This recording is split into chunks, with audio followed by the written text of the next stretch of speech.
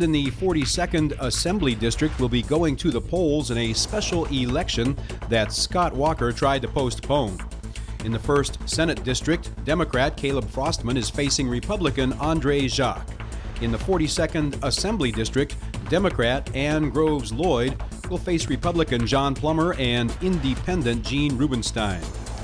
And the Milwaukee Brewers have traded first baseman and outfielder Ji-Man Choi to Tampa Bay for infielder Brad Miller. Outside today, partly sunny, then mostly cloudy tonight, lows around 60 degrees. You're listening to Resistance Radio.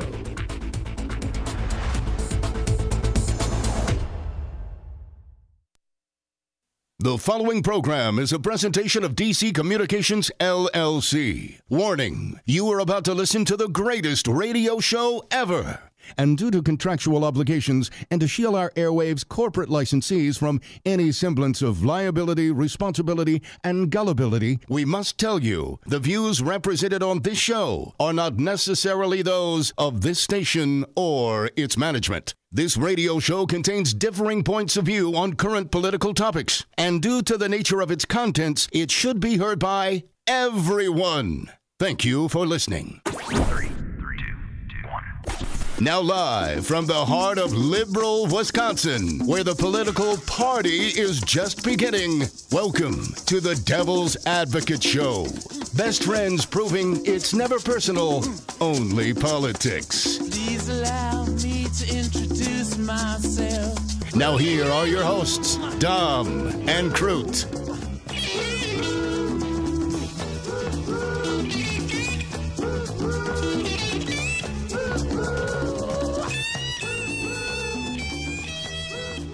Did I miss the mark? Welcome to the Devil's Advocates Radio Show. Happy Monday to you, buddy. Hey, Crudy, how you doing, man? Welcome. Glad you could join us. Are you all warmed up? You ready to go?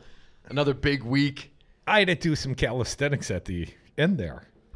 Don't hurt yourself. What, like half a second of dead air? Or is the audience going to abandon us so readily, Dom? See, we have set the expectations so high. No dead air. Nobody's got time for dead air. Not round here. Hell no. This show, another big show. Dominic, coming up in the happy hour, it's going to be extremely happy around here. We've got our friend Jessie Opoien, our Cub journalist, on the scene from the Stormy Friday night. She was at the strip club. I'm a little embarrassed to say I was not. But it's right for the first time in my life. Right. I'm embarrassed by the fact that I was not at the strip club Friday night. Stormy at Silk, right up the street from your house in Madison Friday night. You could have been there, man. You could have witnessed history. Did a little date night thing with the wife. Took her out for some Indian food. Why don't you take her out for some Stormy? Well, as I was booking Jessie Opoien, she's like, well, it was a good time. It could have been, a fun date night. See, this is what I'm saying. And I did broach the issue briefly, but my wife preferred, a nice dinner out. And I think it was the first time I've ever willingly eaten Indian food in my life. What? It was quite good. Oh, yeah. It was damn good stuff. And Jessie said, I'm a little envious. And I responded, no, I'm a little envious because I missed the Stormy. Anyways, Jessie Opoien will help us get happy up in here starting at 5 o'clock. Also, we're featuring her photo with us, of course, from the Winkin' Lizard in Cleveland, the RNC. We were just outside the green zone that day, and that's where we did our show, and Jessie Opoien joined us there. And I think if you look over, is it your shoulder or mine? I think you see Jeff Sessions and one of the Sergis in the background colluding. Also, Congressman Mark Pocan in the 5 o'clock hour. We're going to talk about a U.S. Supreme Court ruling purging the voter rolls. We'll talk about that a little bit later with our friend, Congressman Mark Pocan. But, Dom, I thought we'd start the day with the Trump doctrine. I never knew Trump had a doctrine, but now I know what the Trump doctrine is. Dom, you or I? When asked for a short explanation of President Donald Trump's foreign policy doctrine, one senior White House official with direct access to the president and his thinking labeled it, "We're America, bitch." The Trump doctrine is "We're America, bitch." I'm 10 years old, but I'll beat your ass. Yeah. Wow, according to The Atlantic. Only hours before the landmark summit between Trump and North Korean leader Kim Jong-un, you know, little rocket man. And hours after Trump's And the dotard. escalating spats with G7 allies, you know, those terrorist Canadians, Crudy, Editor-in-Chief Jeffrey Goldberg released the comments he received from a series of top White House officials about their conception of Trump and his worldview. Other notable answers include permanent destabilization creates American advantage and no friends, no enemies. That just happened. That's similar to it's never personal, only politics. We're America, bitch. We're America, bitch. I got a message for all of them. Right? Shake and thank you. The Trump doctrine. Are you surprised? No, not really. And not it's really. it's nice. It's simple. I mean, you know, the Trump supporters really got to keep it simple. And something as eloquent and as stated as "We're America, bitch." It sounds first, you're last.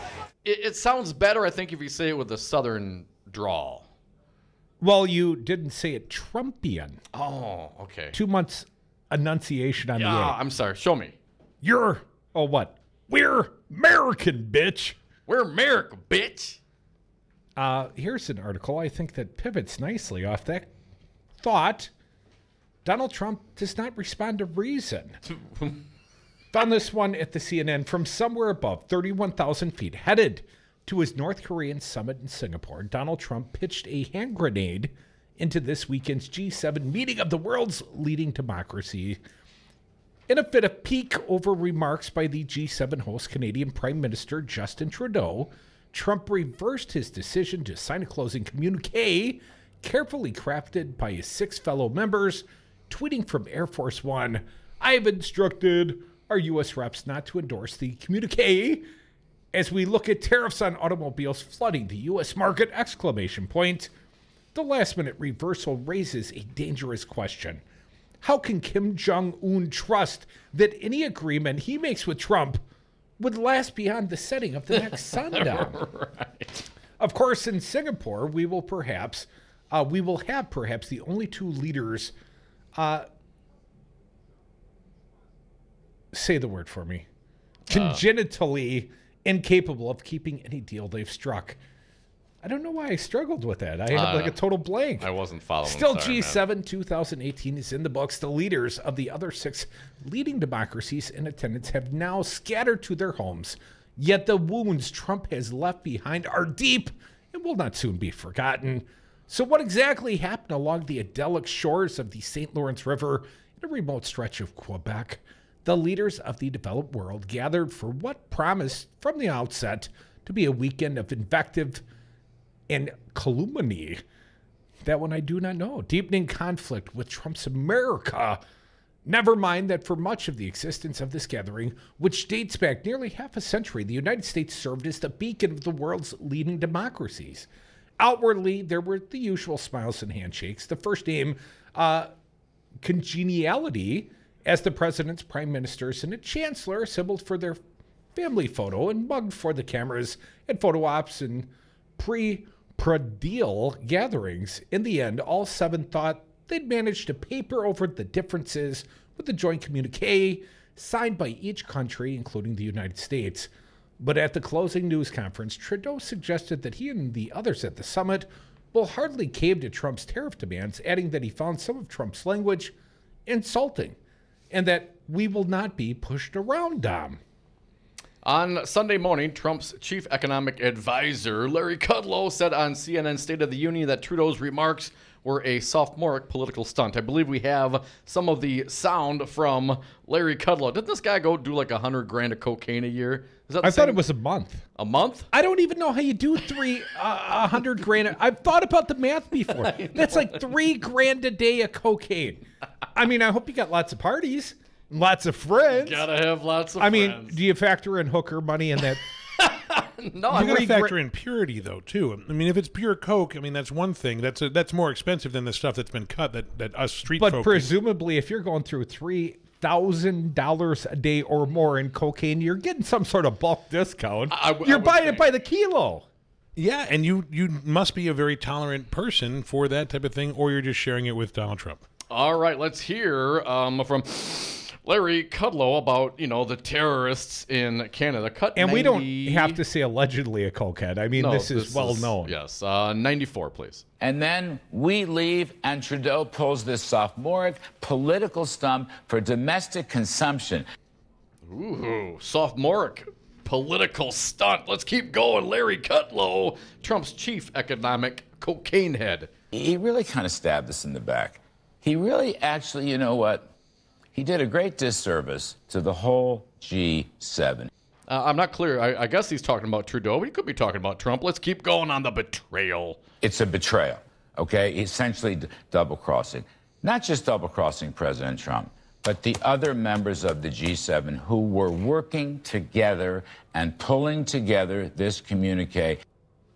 Keep going, Larry Kudlow. He gets up in the airplane and leaves, and then Trudeau starts blasting them in a domestic news conference. I'm sorry. It is a betrayal. That is a double cross.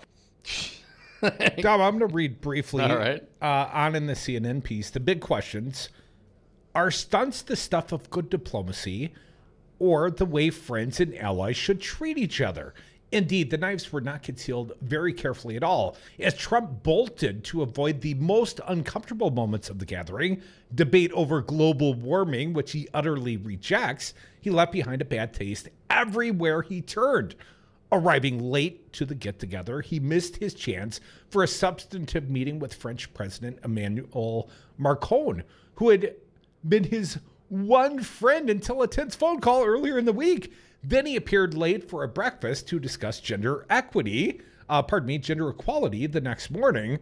How could it possibly get any worse? Just wait. Well, the president offered a few hints. He could, it seems, simply end all trade with any of their nations if they don't stop what he defines as unfair trade practices.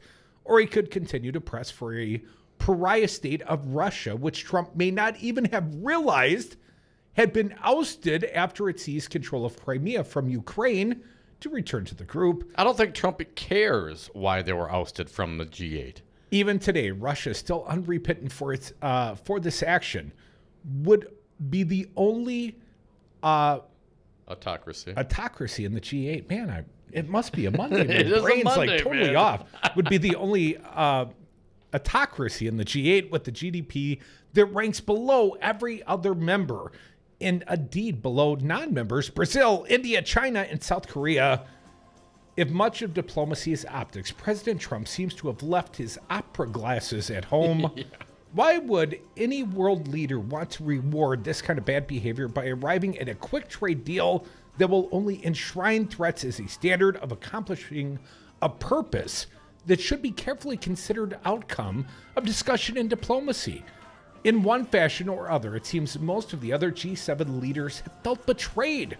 All these leaders believe deeply in the natural order of things and the value of preserving a global club of democracy, while Trump believes, and has never demonstrated more clearly than in Canada, in simply shredding such values at will and for his own convenience or profit. This weekend's G7 simply placed all these feelings in greater, starker relief. Ironically, it appears increasingly as though Trump is more comfortable and less threatened when dealing with autocrats or dictators. Welcome Putin back to the G8. Jet halfway across the world to spend some quality time with Kim Jong-un, a leader ruthless to all, even his own family. The question must remain unanswered is whether this weekend has left America a step closer to embracing or professing preference for... Damn it, the word came up again. I'm going to have to come back. I'll tease it for the next segment. More Devil's Advocates on the other side. If you ain't first, you're last. I don't stand by anything. I just, you can take it the way you want. They're winners. Winners get to do what they want. So thank you. Do you love public education? Do you want to support your schools? Then you should support the people who make them work. You should support teachers and their unions. Teachers' working conditions are students' learning conditions, and when the school bell rings, it is crucial that teachers do not check their rights at the door. The ability to organize and advocate around issues that improve the quality of a teacher's workplace will increase opportunities for students and make schools safer for everyone. Stand with teachers, stand with WEAC Region 7. Do you own a rental property, or would you like to partner with a rental investment team? Call the pros you can trust at CCL Management. Rental expertise second to none, a general contractor on staff to direct repairs and improvements, and real estate brokerage services tailored to the small investor. If you're ready to invest in rental property or just need professionals to manage your real estate portfolio, call us, CCL Management, at 608-833-0009 or visit us on the web at cclmanagement.com. What are you waiting for? It's time to join the union. I'm Andy Buck, Field Representative with the Painters and Allied Trades District Council 7 of Wisconsin. You're already doing the work. You deserve to make a fair wage. You work hard, but your body isn't going to last forever. Cash feels great in your hand, but having health insurance, a safe workplace, and a secure retirement gives you peace of mind. Join the union and make your job your career. Look us up online, Painters and Allied Trades of Wisconsin. If you're a painter, glazer, drywall finisher, start getting paid like it. Join the union. Have a drink at Regano's Roman Coin. This neighborhood corner tavern is as classic as the street it occupies. Family owned and operated since 1966, Regano's Roman Coin is located in a former Pabst Tide House on historic Brady Street, serving an array of craft beers with a focus on Wisconsin breweries. Also, weekly drink specials, trivia on Wednesdays, seasonal sporting events, parties hosted for all occasions, and pet friendly. Open 11 a.m. Tuesday through Friday, 10 a.m. Saturday and Sunday, closed on Monday. Regano's Roman Coin, Milwaukee's pet friendly, cash only order and classic corner tavern. J.D. Davis Funeral Home, located at 4803 West Burlott Street, is dedicated, dignified, and distinguished in serving you in your time of need. Direct cremation specials starting at a very low cost of $595. That does not include cremation permit or crematory fee. Traditional funeral packages starting at $1,995 with a 20-gauge metal casket included. Title 19, Milwaukee County General Assistance accepted. Call today, 414-444-8300. If you're like a lot of companies, you know you need IT, but you aren't sure where to start. That's where Five Nines comes in. Hi, I'm Todd Stryker, President and CEO. For almost 15 years, Five Nines has been providing IT solutions to companies just like yours. We'll show you the solutions that are right for your business and give you the roadmap to success in the future. Find us at 5nines.com. That's the number 5, NINES.com. Wisconsin's doing terribly. The roads are a disaster because they don't have any money to rebuild them. They're borrowing money like crazy. They projected a $1 billion surplus, and it turns out to be a deficit of $2.2 billion. The schools are a disaster. The hospitals and education is a disaster. And when I see Scott Walker with his little motorcycle and puts his helmet on, and he gets off and he makes a speech. But, he's always riding like, he gets off a bike like he's a big tough guy. Okay, or a little tough guy. Their lobbyists, their special interests, and their donors will start calling. They gave you $1 million to your campaign, and this one gave you $5 million, and this one, you have to do it. You know what he's going to say? Okay, I'll do it. Mr. Trump, you're using the talking points of the Democrats, and as we all know, I'm using facts. This message was paid for by the People for People Corporation. Donate online at p4ppc.org, p4ppc.org. The Devil's Advocates. Never personal, only politics. And we are back. Thank you for listening to the Devil's Advocates radio show live on Wisconsin's Resistance Radio Network. Also streaming this fine program on the Facebook and YouTube pages. You can hit us up on Twitter at Devil Radio and the party line talk or text 844-967-2789. Dominic, we now know what the Trump doctrine is. We're America, bitch. America, bitch. I want to wrap up this piece on CNN. David Endelman. A couple of paragraphs to conclude. A little too erudite for me, man. I'm struggling. It's That's a Monday right. still. I'll see if I can step it up here, Crudy. Concluding, the question, which must remain unanswered, is whether this weekend has left America a step closer to embracing or professing preference to autocracy itself. Certainly, with Trump leaving an empty chair Saturday afternoon as the G7 discussed climate change, sustainable energy, and renewable fuels, America has abdicated its one-time leadership position on these critical issues. The realization has finally dawned that Donald Trump does not respond to rhetoric or reason, or to anyone ganging up on him. The leading French daily Le Monde observed that the G7 is simply a symbol of multilateral cooperation, which he abhors. He does respond, however, to strength and spine. So the battle was not joined in Charlevoix, but it will likely be joined in the weeks to come in retaliation, or at least with fortitude, as the G6 unite against what now appears quite clearly to be their declared and sworn enemy. Damn!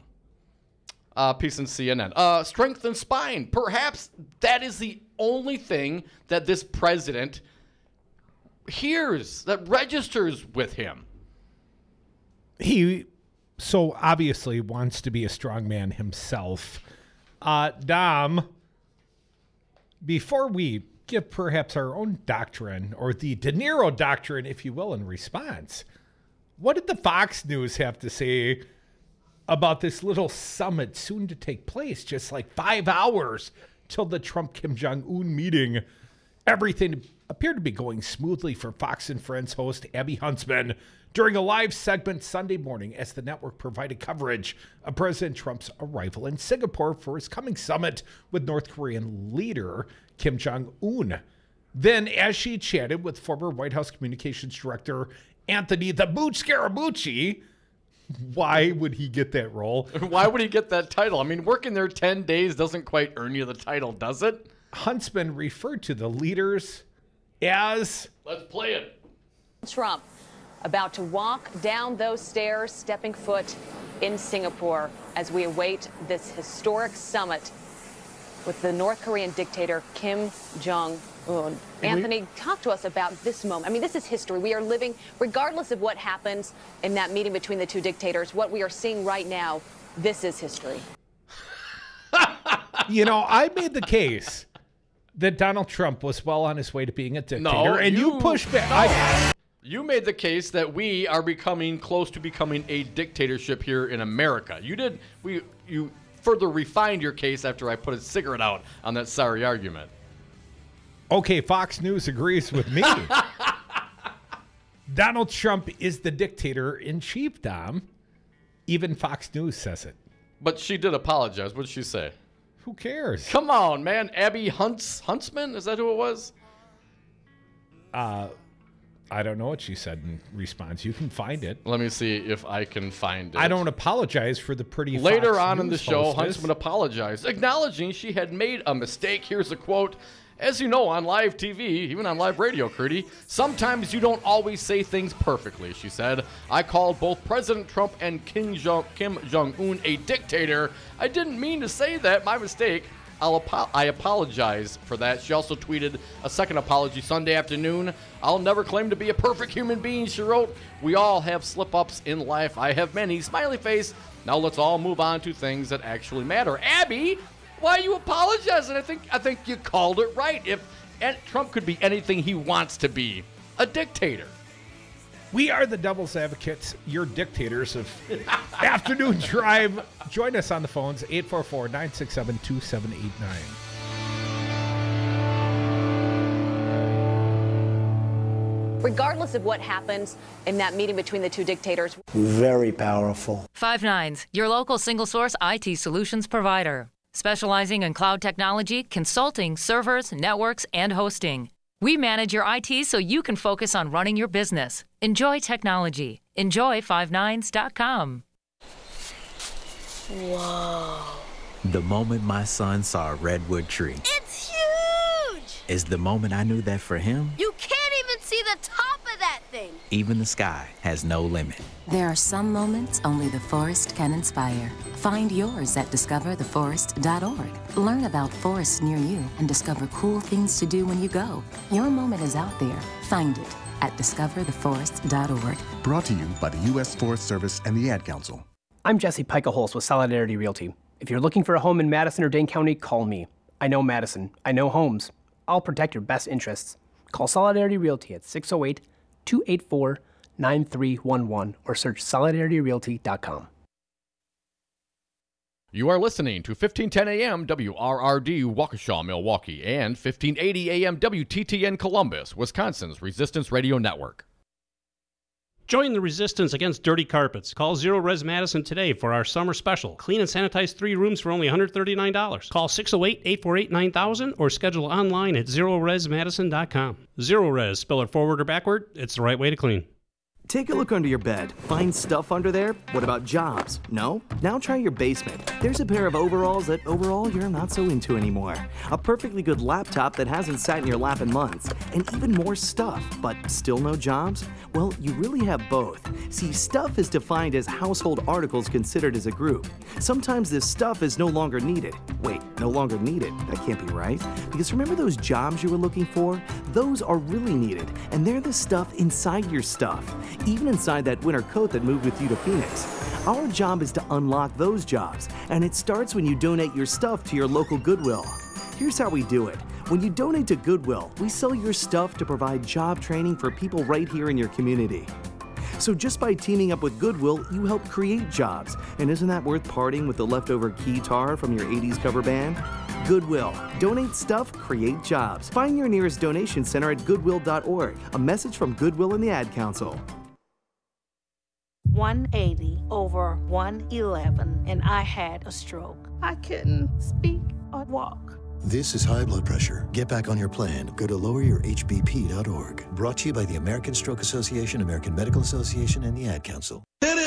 I'm State Representative Jocasta Zamaripa. And I'm Joel Clayfish. Listen to us on the Joel and Jocasta Show, Saturdays at 3 p.m. She's a Latina woman from the inner city of Milwaukee, and I'm a white guy from the suburbs. Diversity in the white guy. You are not going to believe what you hear on this show. I'm telling you, you're going to have to listen. News Talk, 1510 a.m., WRRD. Wisconsin's Resistance Radio.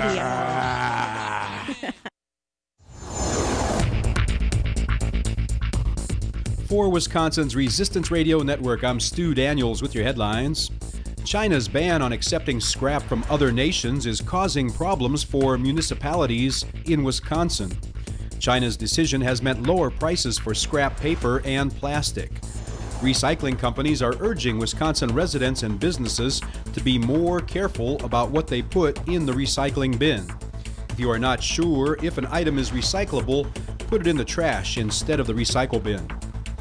And the Brewers lost to the Phillies yesterday 4-3. They start a 3-game series with the second-place Cubs tonight at Miller Park. Outside today, partly sunny, then mostly cloudy tonight, lows around 60 degrees.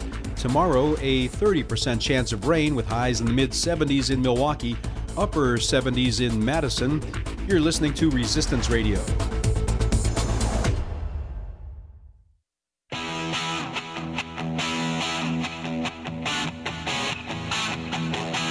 I don't know if you know the Devil's Advocates, but they are kind of a big deal.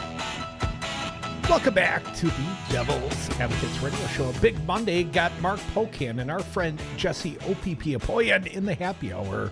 But from here till then, you can certainly join us on the phones at 844-967-2789. Once again, the call or text line, 844-96-PARTY.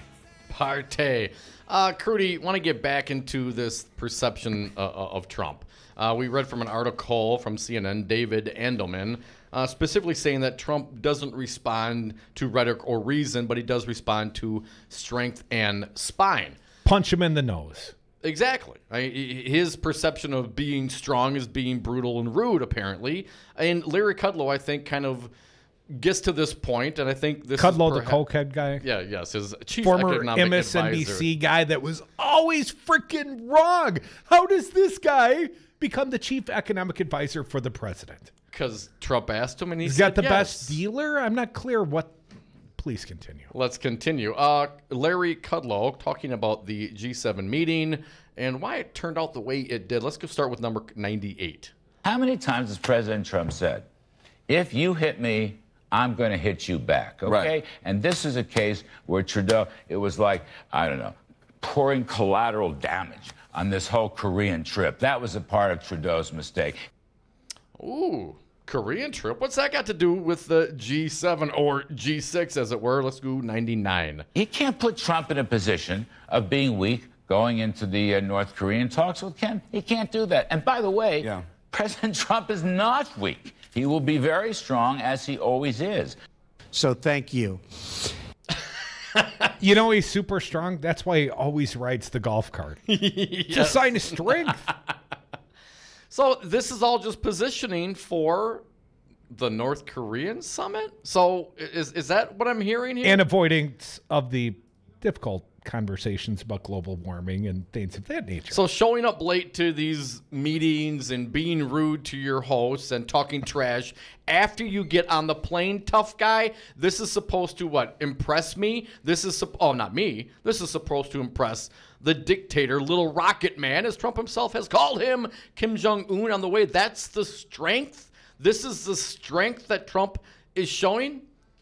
I don't buy it. Easy dotard. I don't buy it. You got to be strong. You got to have a spine back to him. Maybe some name-calling back would be appropriate. I've got no qualms throwing the invectives back at Donald Trump. Another guy, Tony Awards. I must readily admit, I did not watch the Tony Awards last night. I had seen a couple things on social mediums. The kids from Parkland did a little singing thing. That was quite impressive. Very emotional, I understood. And Robert De Niro, you know, one of the nation's finest actors. And he's been, of late, starring in Saturday Night Live, sort of a Meet the Fockers sort of a thing on behalf of what? The Mueller investigation. Hey, he's been playing Mueller. Squeezing Michael Cohen, that kind of stuff. Anyways, De Niro apparently was coming out on the Tony stage last night. He was supposed to introduce Bruce Springsteen, something of the sort. Bruce Springsteen, apparently in the musical business now. I didn't even know that till earlier today. Yeah, he's got like sold out shows forever. And then De Niro came out on the stage, and apparently, Dom, in a very Trumpian fashion, he went off prompter. Kind of made it up on the stage, if you will. Actor Robert De Niro repeatedly declared, well, let's hear it in his own words. I don't want to steal De Niro's thunder. I could have been a contender. Ladies and gentlemen, Robert De Niro.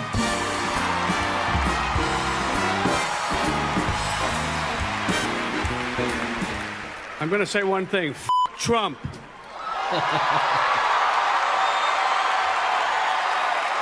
It's no longer down with Trump. It's F*** Trump. My understanding, he got an extended standing ovation. That was edited a little bit. Well done, Fancy Brian. We don't have all that kind of time for the clapping. More applause that was edited out. F Trump. No, Crudy, you know I try to have some civil discourse. You know, I endeavor to the When did you start trying? Well, because I can't swear on the FCC regulated airwaves here, so we got to dig deeper sometimes to come up with proper adjectives. But for some reason, De Niro's just kind of cuts through it all, and I think says a lot, speaks for a lot of people. Is it appropriate? Is this good for civil discourse in this country? Are you asking me? I am. Well, you know, I've got very little filter. It's a struggle every day, just not to say F Trump, F Walker on the FCC regulated airwaves. You know, not De Niro's first time speaking critically of the POTUS, Dom. Earlier this year at an awards show, De Niro called the president a slew of names, including baby-in-chief, jerk-off-in-chief, and an effing idiot. Very powerful. So is this okay, so let's set aside the civil discourse and political engagement. Let's maybe stay on track. What does Trump respond to? Well, Trudeau, I don't care what you say about those mean Canadians, Trudeau was very polite in his criticisms of Donald Trump. And in fact, we have a surplus in total with Canada. Now, Trump can cherry pick specific things, but when it's all said and done, when you net everything out, we benefit greater than they do from this trading relationship. And that's not even speaking to Wisconsin's trading partner, which is Canada. So But Trump doesn't register. He doesn't. When Trudeau said, I don't know, you don't want to throw this in. Let's just throw a little bit out. Trudeau, this evil, terrible Canadian. Oh, no, there's a new character in the miniseries. Keep track, people. You can do it. I trust. Let's go with 107 Trudeau. I stand ready to work closely with the President to resolve this dispute swiftly. But as I have consistently said, I will always protect Canadian workers and Canadian interests. Oh, he's stabbing Trump in the back. Oh, it's terrible. It's terrible. It's stabbing him back. It's a sophomore stunt by Trudeau. Let's play the next one. I reiterated to President Trump that these tariffs threaten to harm industry and workers on both sides of our border. It's a double cross. It's a betrayal. Canadians, we're polite, we're reasonable, but we also will not be pushed around. Yeah, and F Trump. What? So is this how world leaders and awesome radio show hosts must respond to this president? And is this what it's come down to? That's the only thing that he gets. Strengthen spine. Use some terrible words. Be a jerk. Get in his face. Give him a finger. Yeah. Give him the Tony Evers treatment. Absolutely. Brian, I hope you got your finger on the button in there. You realize there is a delay on this fine program just in case. F Trump. 844-967-2789. Is that something you can embrace, Crudy? Can you get with this philosophy? I mean, hell, we got his I've been there since Election Day. His own people are saying, what's our foreign policy? We're America, bitch. What? Dominic, Winners get to do what they want. Yeah, it sounds like a bad movie. You recall, we got thrown off the airwaves. iHeartMedia shut down the finest progressive and highest rated progressive radio station in America. Can you believe that? On Election Day 2016. And they rolled out the Christmas music the very next morning. And we did a straight to stream show that can only be called the Holy Chat Show. And you know that I, unlike anyone else, take this all very, very personally. I take a personal affront to Donald Trump, Scott Walker, bad governance, and even World War III. Right turn, opinion blog, Jennifer Rubin at the Washington Post. Trump's West Wing enablers will get no sympathy here. The New York Times reports on the dismal atmosphere at the White House, where burned out aides are eyeing the exits, as the mood in the White House is one of numbness and resignation that the president is growing only more emboldened to act on instinct alone with regard to Chief of Staff John Kelly. The Times notes, Mr. Kelly told visiting senators that the White House was a miserable place to work. Kind of like this work environment. According to a person with direct knowledge of the comment, it seems as though Chief of Staff Kelly is losing power by the day. It's almost like a battery that's draining. I've not seen any presidency operate effectively without putting somebody in there that you respect and you can trust. Mr. Kelly, several West Wing advisors say, is beaten down. Respected individuals with expertise in their chosen field entered the Trump administration with some hope of accomplishing something positive for the country. Think Cohn, McMaster. Those staffers left or were forced out when the cognitive dissonance between what they thought and what they were obliged to defend became too great. Others deteriorated into comical enablers. Free market guru Larry Kudlow's defense of tariffs, and worse, his false accusations directed at Canadian Prime Minister Justin Trudeau, stabbed in the back, outraged a good many former friends and allies. Kudlow's ranting, more than anything else, struck us as sad. Hashtag sad. Further evidence of the corrupting effect that President Trump has on everyone who comes in contact with him. Sure, a self-respecting economist or any other policy advocate should quit rather than propagate Trump's lies, but departing as a matter of principle is rare these days. Trump's supplicants seem bent on losing every last bit of intellectual and moral integrity in order to remain in the president's inner circle. Don't want you carry us forth. Once upon a time, a Kelly or a Kudlow could rationalize staying at the White House. We are a moderating influence. It would be worse without us. He isn't that bad. But they do not moderate Trump, and he is that bad. Irrational, cruel, impulsive, anti-democratic, and stubbornly ignorant. Trump attacks the things they ostensibly believe in, ergo democratic alliances, defense of democratic values, the international free trade system, the rule of law. Nevertheless, they stay on. The same is true on Capitol Hill. Mouse-like Republicans, ones who once would arm wrestle with another for the prize of most ideologically pure, remain silent in the face of Trump's attacks on free markets, the Western alliance, and simple decency. They must love their jobs so much that they don't care what their party's standard bearer does or says. GOP senators, Fox News commentators, and a host of right-wing pundits don't really seem to believe in the principles they once espoused, or even in the principles they still espouse from time to time. Having a rational debate becomes impossible when Trumpers shift position each time the president does, and when their reflexive response is to holler whataboutism or double standard, or skip directly to Clinton bashing. Tom Nichols wryly observes there is no way to have a policy argument with people whose eyes are always looking to the next television for a cue from our dear leader about what to say next. For those outside the Trumpian cult, this behavior is difficult to comprehend. Is it the culmination of a career of policy debates and legislative battles? Weekly Standards editor-at-large Bill Krister may have put it best, quote, "Behind all the high-flown rhetoric is a worship of power when exercised by a leader on their side, a worship more intense, the more thuggish the manner of exercise. In sum, it is hard to summon any sympathy for Kelly or other staff members who hang on, continuing to spew falsehoods and kvetch on background. It's hard to extend the presumption of good faith to Republicans whose arguments are no longer coherent or germane to the issue at hand.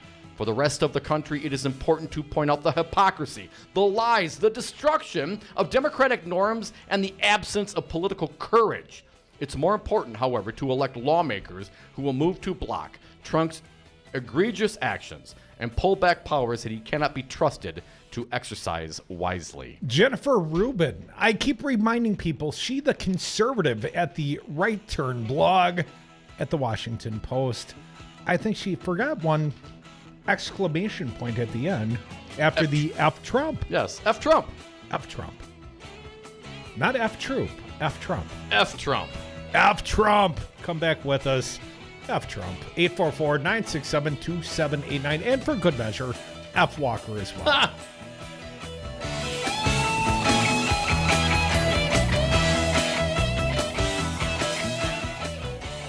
Canadians, we're polite, we're reasonable, but we also will not be pushed around. It sounds nice. It's not nice. It's not good. I'm going to say one thing. F Trump. Bark and Scratch Outpost. Free local same-day delivery. That's right, free local same-day delivery from Origin, Stella, and Chewy's. Order all your favorite products online at MilwaukeePetFood.com. At Bark and Scratch Outpost, we think outside the bag. Come on down, you will see. We do it naturally. MilwaukeePetFood.com. Bark and Scratch Outpost. I'm afraid right now for the future of my children's generation and those to come. In this age of mass school shootings, Wisconsin Governor Scott Walker offers the same bold agenda of the National Rifle Association. Make sure you remember in your thoughts and more importantly in your prayers. While Walker offers platitudes, he blocks meaningful gun safety legislation. It's really an honor to work with the NRA, not only in my state, but across the country. And I'm proud of my A+ ranking as a governor. Walker weakened the gun laws in Wisconsin, and then he got $3.5 million worth of NRA support. There have been men and women of courage who've been willing to stand up and think more about the future of their children and their grandchildren than they thought about their own futures. Scott Walker, you are not one of them. This message was paid for by the People for People Corporation. Donate online at p4ppc.org, p4ppc.org. Donna from Louisiana. The storm just hit, and we went from donating to the food bank to needing it. Hunger is a story we can end. End it at feedingamerica.org. Brought to you by Feeding America and the Ad Council. Join the resistance against dirty carpets. Call Zero Res Madison today for our summer special. Clean and sanitize 3 rooms for only $139. Call 608-848-9000 or schedule online at ZeroResMadison.com. Zero Res, spell it forward or backward, it's the right way to clean. Jeff's Guitar Clinic is a multifaceted shop offering guitars, amplifiers, and all accessories, guitar lessons for all ages, and instrument repair of the highest quality. Jeff'sGuitar.com. We are live outside the home of Joe and Rosie Goddard, where a pretty big tickle fight broke out just minutes ago. Sources say their father instigated the laughter. Let's go inside for a comment. Apparently, they have no comment. Dads, let this be a reminder that it only takes a moment to make a moment. Call 877-4DAD-411 or visit fatherhood.gov. Brought to you by the U.S. Department of Health and Human Services and the Ad Council. Looking for a job worth talking about? Teaching is creative, collaborative, and intellectually challenging. See why teachers have better work stories at teachdfw.org and learn more about becoming a teacher. Brought to you by Teach and the Ad Council. Open road, here comes the Heffley family. You've packed the smartphones, headphones, tablets, water snacks, cooler, sunscreen, bikes, skateboards, games, videos, sunglasses. There's no room for people in here. Just don't wimp out on the most important thing. Deep fried butter on a stick. No, seatbelts. Whether it's a long haul or short trip, It's a win-win situation. never give up until they buckle up. Visit safercar.gov/kidsbuckleup for more information. A message from the National Highway Traffic Safety Administration and the Ad Council. The Resistance is live 7 days a week here on 1510 AM WRRD, Wisconsin's Resistance Radio. Tune in Saturdays for Busted Pencils, fully leaded education talk with Dr. Tim Slecker, 11 a.m. to noon. Then it's the voice of the voiceless, champion of the working class. Earl Ingram's Saturday show is live from 12 to 3 p.m. Then right meets left with the Joel and Joe Costa show. Republican State Rep Joel Clayfish and Democratic State Rep Joe Costa Zamaripa go toe-to-toe from 3 to 4. Always streaming at newstalk1510am.com, Wisconsin's Resistance Radio. The Devil's Advocates, radio for the 99%. And we are back. Thank you for listening to the Devil's Advocates radio show live on Wisconsin's Resistance Radio Network. You can join the party by calling the party line 844-967-2789. Dominic, a editorial, this one published over the weekend, Madison.com. Trump's trade war will hurt Wisconsin's economy, consumers, and even our, what's the last word you think there? It's covered by a microphone. Even our beer. Oh, damn, beer? Oh, come on. Take it back. Say it ain't so. I read from the editorial, dairy products, boats, cranberries, and even Harley-Davidson motorcycles. President Donald Trump's trade wars with some of America's closest allies will raise the cost to sell and buy countless consumer goods at home and abroad. Wisconsin's congressional delegation and the rest of Congress should demand the president stop slapping tariffs on American imports, which will result in retaliatory fees on vital state exports. It's bad for business, consumers, and the economy, and it must end. President Trump doesn't seem to care much about the fate of Wisconsin farmers, manufacturers, and laborers as he improvises his strategy on American trade policy with little concern for the consequences. Real people's lives and occupations are at stake. Rural Wisconsin favored Trump in the last presidential election. Yet rural areas will be the hardest hit if trade disputes escalate further because those areas rely more on agricultural exports.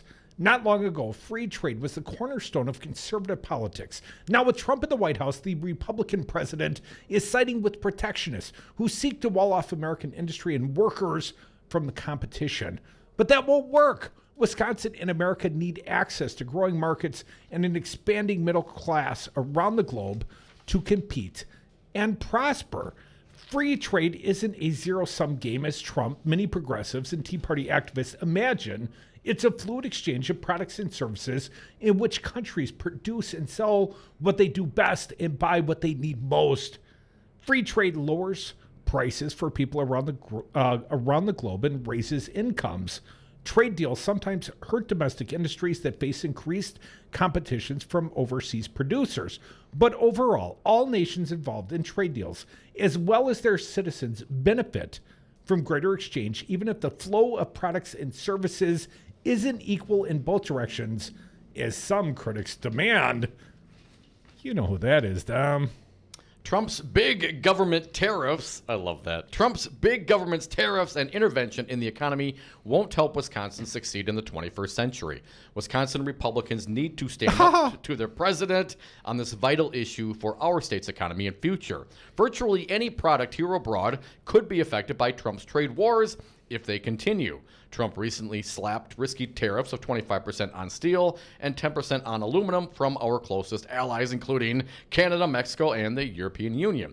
Our trading partners are now placing or threatening retaliatory fees on such stalwart Wisconsin products as ginseng paper, cheese, and motorcycles. Not even Wisconsin beer is immune in these international disputes. What? Trump's Do not mess with the beer. Trump's tariffs on aluminum imports will add cost to the beer that's sold here in aluminum cans. Instead of picking fights with our allies, America should be pressing for calm and respectful trade negotiations that update deals such as the North American Free Trade Agreement with Mexico and Canada to better reflect changing technology.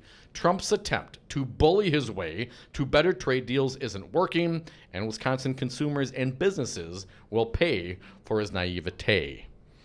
Now, there is a cartoon on the back of this editorial, and it's got Trump tearing up the TPP. It says, "Rest in peace." And on Trump's right, Tammy Baldwin, I must assume Senator Tammy Baldwin says the name tag. She's wearing a Make America Great Again hat. It says, "This is huge." And then Mark Pocan, our guest in the 5 o'clock hour, Rep. Pocan, "I love Trump."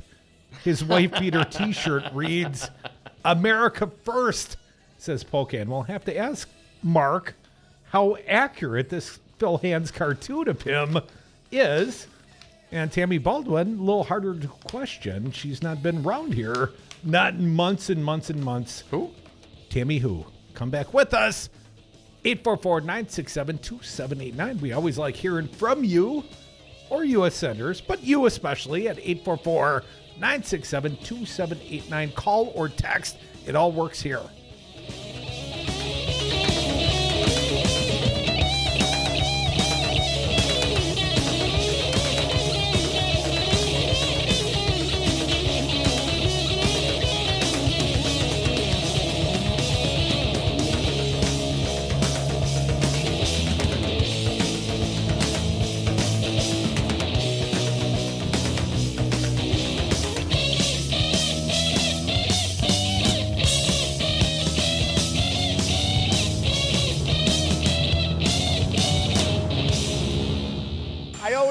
In preparation. I'm 10 years old, but I'll beat your ass. I'm going to say one thing. F*** Trump. Brad Zog, owner of Zero Res Madison. Brad, why should people use Zero Res Madison? Why wouldn't you clean your carpets like this? We've got a patented system. We also do another step that most people don't do. We have a double rotating brush machine that we use when we pre-treat the carpet. So this helps dig up any of that stuff that's deeper in your carpet that the vacuum doesn't get. We're going to provide that intermediary step before we clean with our empowered water. Call Zero Res today, 608-848-9000. Zero Res. Spell it forward or backward. It's the right way to clean. You concerned about speaking up at work? Do you feel like you have no say in your day-to-day work routine? Join Teamsters Local 344. Call 414-258-4545. Get a seat at the table. Join your brothers and sisters in negotiating for better wages, hours, and working conditions, and be part of the most powerful union in North America. Teamsters Local 344 covers sales and service throughout Southeast Wisconsin and package and airlines statewide. Contact Teamsters Local 344 at 414-258-4545 or at local344.org. Hi, I'm Becky with Bounce Milwaukee, a progressive, local, family-owned entertainment center. We just want to remind you what it's like to be a kid again. Come on in for all ages fun. Bounce in our giant inflatables, race up the rock wall, dominate your friends in laser tag, or just relax in our bar or our massage chairs. Open 6 days a week with extended adult-only weekend hours. Find us at bouncemilwaukee.com. I'm jumping in with my clothes on. Most party fouls are pretty dumb, but if you decide to drink and drive underage, you could lose your license and your freedom. Learn more at ultimatepartyfoul.org. Brought to you by the National Highway Traffic Safety Administration and the Ad Council. 5/9, your local single-source IT solutions provider. Specializing in cloud technology, consulting, servers, networks, and hosting. We manage your IT so you can focus on running your business. Enjoy technology. Enjoy 59s.com. You are listening to 1510 AM WRRD Waukesha, Milwaukee, and 1580 AM WTTN Columbus, Wisconsin. Lowering expectations. Countdown to summit. I'm Mike Moss. Just before the start of the Singapore summit of President Trump and North Korea's Kim Jong-un, White House official Mark Short is remembering Otto Warmbier and his family. Warmbier was returned to the U.S. from North Korea shortly before he died as a result of beatings there. They will be on the hearts and minds, not just the president, but Ambassador Bolton, Secretary Pompeo, and the entire delegation. And you can be assured that that's been a driving force in negotiations to this point. Here's correspondent Omar Jimenez. U.S. Secretary of State Mike Pompeo, also on the ground in Singapore, says President Trump is ready. President Trump is going into this meeting with confidence, a positive attitude, and eagerness for real progress. On top of the agenda for the summit, whether North Korea is really willing to denuclearize. The complete, verifiable, and irreversible denuclearization of the Korea Peninsula is the only outcome that the United States will accept. The summit is due to start in 4 hours. New Jersey has legalized sports betting. When Governor Murphy signed the bill, it ended a saga that began 7 years ago. Governor Christie took the federal government to court and spent $9 million taxpayer dollars in a fight to undo a law that banned sports wagering except in Nevada, where it was grandfathered in. After the Supreme Court overturned the law, elected officials in New Jersey and several other states moved quickly with legislation to legalize sports betting. Now, Atlantic City casinos and places like Monmouth Racetrack will be able to take bets on all kinds of sporting events, from baseball games to World Cup soccer. Delaware beat New Jersey to the punch and legalized sports betting a few days ago. I'm Steve Kastenbaum. The U.S. is imposing stiff sanctions against several Russian businesses and individuals for engaging in numerous and threatening cyber attacks. The administration's overturned asylum protections for domestic violence victims, a decision that could affect thousands of asylum seekers from Central America. The Dow up 5. I'm Mike Moss. I'm Jesse Picaholes with Solidarity Realty. If you're looking for a home in Madison or Dane County, call me. I know Madison. I know homes. I'll protect your best interests. Call Solidarity Realty at 608-284-9311 or search solidarityrealty.com. Indoor baseball, anyone? Most party fouls are pretty dumb, but if you decide to drink and drive underage, you could lose your license and your freedom. Learn more at ultimatepartyfoul.org. Brought to you by the National Highway Traffic Safety Administration and the Ad Council. The Devil's Advocates. Tom Perez, chair of the Democratic National Committee. Scott Walker went on something of a Twitter storm, very Trumpian. What do you think this foretells for Scott Walker's future as the governor of the state of Wisconsin? Wisconsinites have woken up. He talked about we need an optimistic message. How can you make people feel optimistic when you take away their health care? How can you make people optimistic when you take away the right to bargain? How can you make people feel optimistic when you're gerrymandering the heck out of districts? Radio for the 99%. It appears to be good news for kids looking to operate a summertime tradition. Some of the nation's youngest business owners of lemonade stands have been getting some heat for not having proper permits. Now, a company known for its lemonade mix is stepping in to keep these sidewalk shops running. Country Time Lemonade is creating a team to help pay fines and permits for kids nationwide who want to run their own lemonade stands. And in the spirit of the drink's name, they're calling it Legal Aid. The group will cover fees up to $300 for stands that were fined in the years 2017 or 2018 or for permits bought this year. I'm Marlis Majerus. Lawyers for Maryland and the District of Columbia are accusing President Trump in federal court of profiting on an unprecedented scale from foreign government interests using his Washington, D.C. hotel. But a Justice Department lawyer is insisting that the president has not broken the law because he provided no favors. I'm Mike Moss. Join the resistance against dirty carpets. Call Zero Res Madison today for our summer special. Clean and sanitize 3 rooms for only $139. Call 608-848-9000 or schedule online at ZeroResMadison.com. Zero Res, spell it forward or backward, it's the right way to clean. Everybody buckle up. Buckle up. Let's go. Buckle up. Can we go to the store? Buckle up. Everybody, buckle up. A lot goes on in the car, but you're in control. So only move when you hear the click that says they're buckled in. Never give up until they buckle up. Learn more at safercar.gov/kidsbuckleup. A message from the National Highway Traffic Safety Administration and the Ad Council. You're not wired to have a response to this sound. But when we introduce a new stimulus, save the food. We're helping to stop food waste. Save the food. For tips and recipes, visit savethefood.com. Brought to you by NRDC and the Ad Council. For Wisconsin's Resistance Radio Network, I'm Stu Daniels with your headlines. The Wisconsin Elections Commission is meeting today to finalize the ballot for the state's primary election on August 14th. A random selection process put Andy Gronick at the top of the list of Democratic candidates, with Matt Flynn in the second position on the ballot. After Flynn, the next positions on the ballot belong to Tony Evers, Josh Pade, and Mike McCabe. Research has shown that candidates listed first had an advantage over those listed further down on the ballot. And the Brewers lost to the Phillies yesterday 4-3. They start a 3-game series with the second-place Cubs tonight at Miller Park. Outside today, partly sunny, then mostly cloudy tonight, lows around 60 degrees. You're listening to Resistance Radio.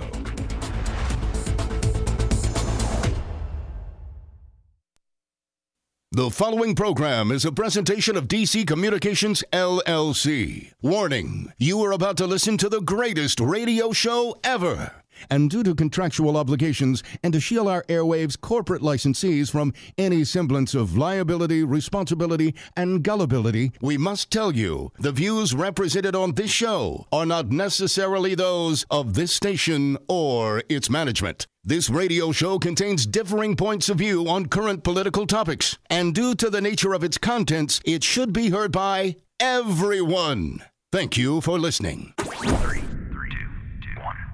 Now live from the heart of liberal Wisconsin, where the political party is just beginning, welcome to the Devil's Advocate Show. Best friends proving it's never personal, only politics. Please allow me to introduce myself. Now here are your hosts, Dom and Crute. Welcome back. Hour 2 of the Devil's Advocates Radio Show. Dominic, breaking news on the CNN Chiron. Trump and Kim will meet with only translators in the room. In other words, no witnesses. Well, translators are witnesses, aren't they? Come on. Not the sort of witnesses that one can attribute anonymously, which is where most of the stories about Donald Trump come out. Dom, wanted to turn towards the state of Wisconsin. The race to match and perhaps beat Scott Walker. A very important race as far as I'm concerned. And a liberal group found this one published today, saw the YouTube. We posted it on our Facebook page. A liberal group whose members include supporters of Wisconsin's 2016 presidential primary winner, Vermont Senator Bernie Sanders, has winnowed its picks of Democratic gubernatorial candidates to 4 based on the online vote. Well, 10 on the ballot, Dom. And apparently they all went through today. The Ethics Commission got together, today being June 11th. I don't know if there's any relevance there. It's just when they had their scheduled meeting. Apparently Gronick passed through to the ballot. Dana Wachs also passed through to the ballot. Kevin Nicholson, the only other candidate that had his ballot, his signature ballot, question. Nicholson, of course, a Republican, former Democrat, Republican. You know how it goes. Republicans challenged all of their ballot petitions, and all 3 passed through. They're all qualified on the ballot. But you mean the Republicans, they didn't have a case to stand on for those particular ones? No, apparently not. But Dom, neither Gronick nor Dana Wachs passed through. Not in this Voters' Choice Awards. Those candidates that did pass through are former Wisconsin Democracy Campaign Executive Director Mike McCabe, State Firefighter Union President Malin Mitchell, former Madison State Rep Kelda Royce, and perhaps, I would say, Dom, the surprise, maybe it shouldn't be, we love us some Kathleen Beinhout, The state senator of Alma, the group declined to release vote totals, but said those candidates were collectively the top choice of 69% of participants. That's my favorite percentage. Nearly 4,000 Wisconsin residents participated in the online vote, so we know the sample size, about 4,000 votes, Dom. That means about 2,800 of those votes were divided, at least first choice, amongst these four candidates. They are required to pledge some kind of action to support a Democratic gubernatorial candidate. The results are not a scientific poll of the broader Democratic electorate, but similar to a straw poll at the state party convention earlier this month, in which Royce won and Mitchell placed second. They provide another organizational test for the campaigns that might signal to voters which candidate is building support among grassroots activists. And here's a quote. Charles Franklin, our buddy, I left him a message today. Whether it's a straw poll at the convention or this poll of progressive activists, those are the kind of signals voters might pay attention to if it raises the profile of a particular candidate, said our buddy Charles Franklin from the MU Marquette University Law School poll. The lengthy winnowing process was devised by Wisconsin Choice, a coalition of Sanders-affiliated Our Wisconsin Revolution and the Working Families Party. Dom? The group has held 10 candidate forums since late last year, and during the voting process last week, it organized about 50 house parties around the state. The 4 top candidates are eligible to attend future forums and house parties organized by Wisconsin's Choice. State Superintendent of Public Instruction Tony Evers and Madison Mayor Paul Soglin, who had the most support in the last Marquette poll, didn't make the cut. Also falling short were former party chairman Matt Flynn, who has had the most cash on hand at the end of 2017, and Milwaukee businessman Andy Gronick and state rep Dana Wachs from Eau Claire, who had contributed 6-figure sums to their campaigns last year. The group previously paired the field to 9 candidates, eliminating latecomer Josh Pate. All 10 candidates will appear on the August 14th primary ballot. The group will hold another vote next month in which a candidate will need a majority of the vote to receive its endorsement. Last week, the Wisconsin Broadcasters Association canceled its announced late July primary debate after facing criticism for a format that would have allowed only 4 candidates based on the Marquette poll and a $250,000 minimum campaign finance dollars in the bank. Any surprises here, Dom? Now, understanding these are supposed liberal groups. Oh, One Wisconsin Revolution, Working Families Party? No, not really. I don't think so. Knowing that this is like a Sanders, Mitchell, heavy union, McCabe, certainly Wisconsin Democracy Campaign, outsider money in politics, big issue for him. Kelda Royce and Kathleen Weinhaut, I would consider them, not the mainstream Wisconsin Democratic Party insiders. The only white male included, and I would say historically, Wisconsin's elected a lot of white males. You think? Is Mike McCabe. And Mike McCabe very much rails against the corruption of the campaign finance, especially here in the state of Wisconsin. I mean, Scott Walker has definitely broken it. He has corrupted it. And our pal Mike McCabe has done everything he possibly can to contrast his candidacy with Scott Walker. I think these are, quite frankly, perhaps, amongst the 4 or 5 viable candidates for the next governor of the state of Wisconsin. I think this is a pretty good selection. I think this is pretty reflective of what I felt like when I was out there campaigning, briefly, mind you, but what I say. Pink wave. 2 women, a black man, and a outsider who hasn't put on a blue sport coat, as far as I can tell, through the entire primary process. Blue Jean Nation. Those are the 4 that made it through, at least amongst but again, though, these Our are Wisconsin Revolution. Yes. And these are the Sanders folks, and these are, I would consider, probably more progressive, more left than perhaps the gentleman that did not make the cut, and perhaps a chunk of the traditional Democratic Party. But maybe this is where the enthusiasm's been. I mean, I've been trying to tell the Democratic Party this for some time. I think all the way back to the 2016 presidential primary in the state of Wisconsin. Oh, Hillary, she's inevitable. But that's not the sentiment we felt on the streets. No. The progressive wing of the party. There's a reason our pal Bernie Sanders won by double digits. Because that's where the voters were. That's where the energy was. That's where the passion was. Those were the voters that got out and voted in the primary. And that was a big primary. If I recall, something approaching 1 million votes cast in the Wisconsin presidential primary in 2016. Now, if we got anything close to that number of voting in this upcoming primary, that would be an astronomical number. 844-967-2789. If you want to join the party. Patty from Milwaukee, you are up. Thanks for calling. Happy Monday. What do you think? Hello, Patty. Patty going once? Patty's gone. Patty's gone. All right, I'll tell you what. Let's take a break, and we'll come back on the air. 844-967-2789. Well, should we take? Who's that? Paul? All right, Wisco Paul. Hey, Paul. That's not Wisco Paul. That's Paul. Patty. That's Patty. Patty calling back. All right, Patty, there you are. Thanks for calling, man. What do you got? Patty, yeah, that's right. Did you see how many petition signatures that Kelda Royce got? I did not. She mentioned that she got more than Walker did, which I think is really impressive.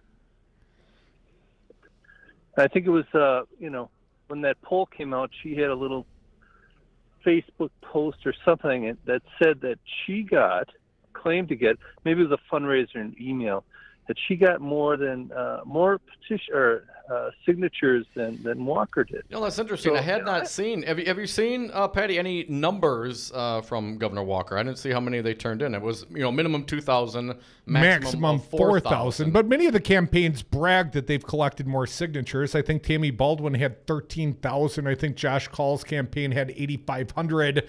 I think Dana Wachs qualified with something less than 2,500. And I'm not clear how many Kelda or Scott Walker had. Well, Walker apparently had 20,000 or more.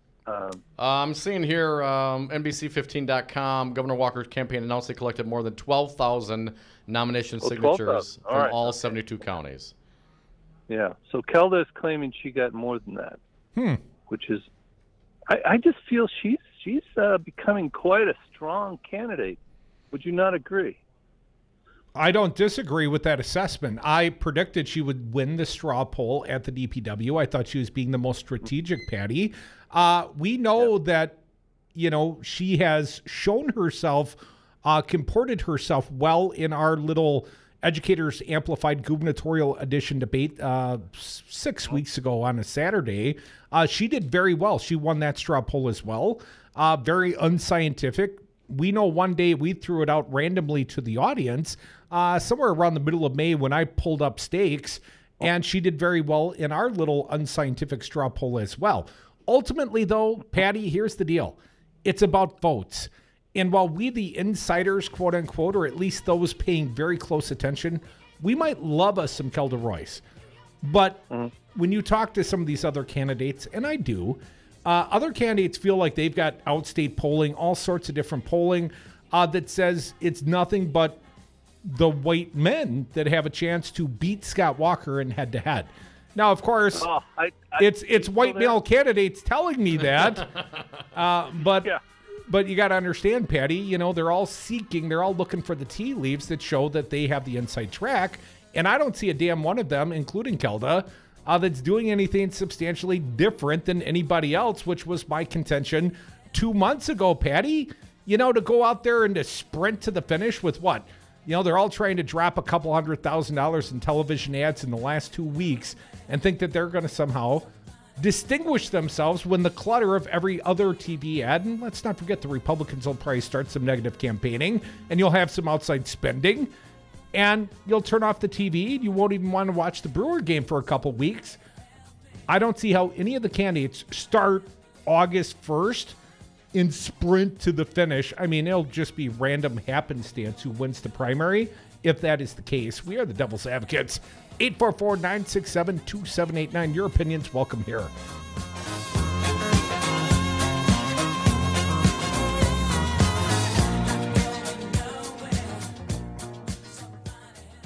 I will do anything it takes to win. They're winners. Winners get to do what they want.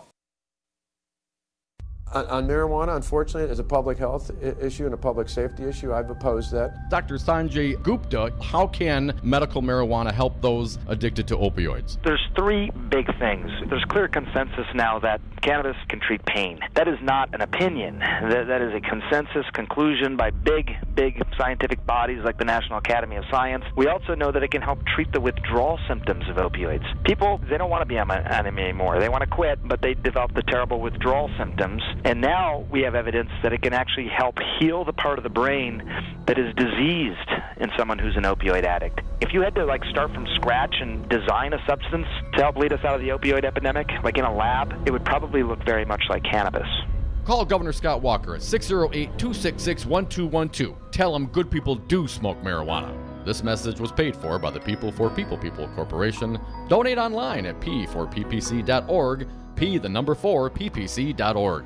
J.D. Davis Funeral Home, located at 4803 West Burlott Street, is dedicated, dignified, and distinguished in serving you in your time of need. Direct cremation specials starting at a very low cost of $595. That does not include cremation permit or crematory fee. Traditional funeral packages starting at $1,995 with a 20-gauge metal casket included. Title 19, Milwaukee County General Assistance accepted. Call today, 414-444-8300.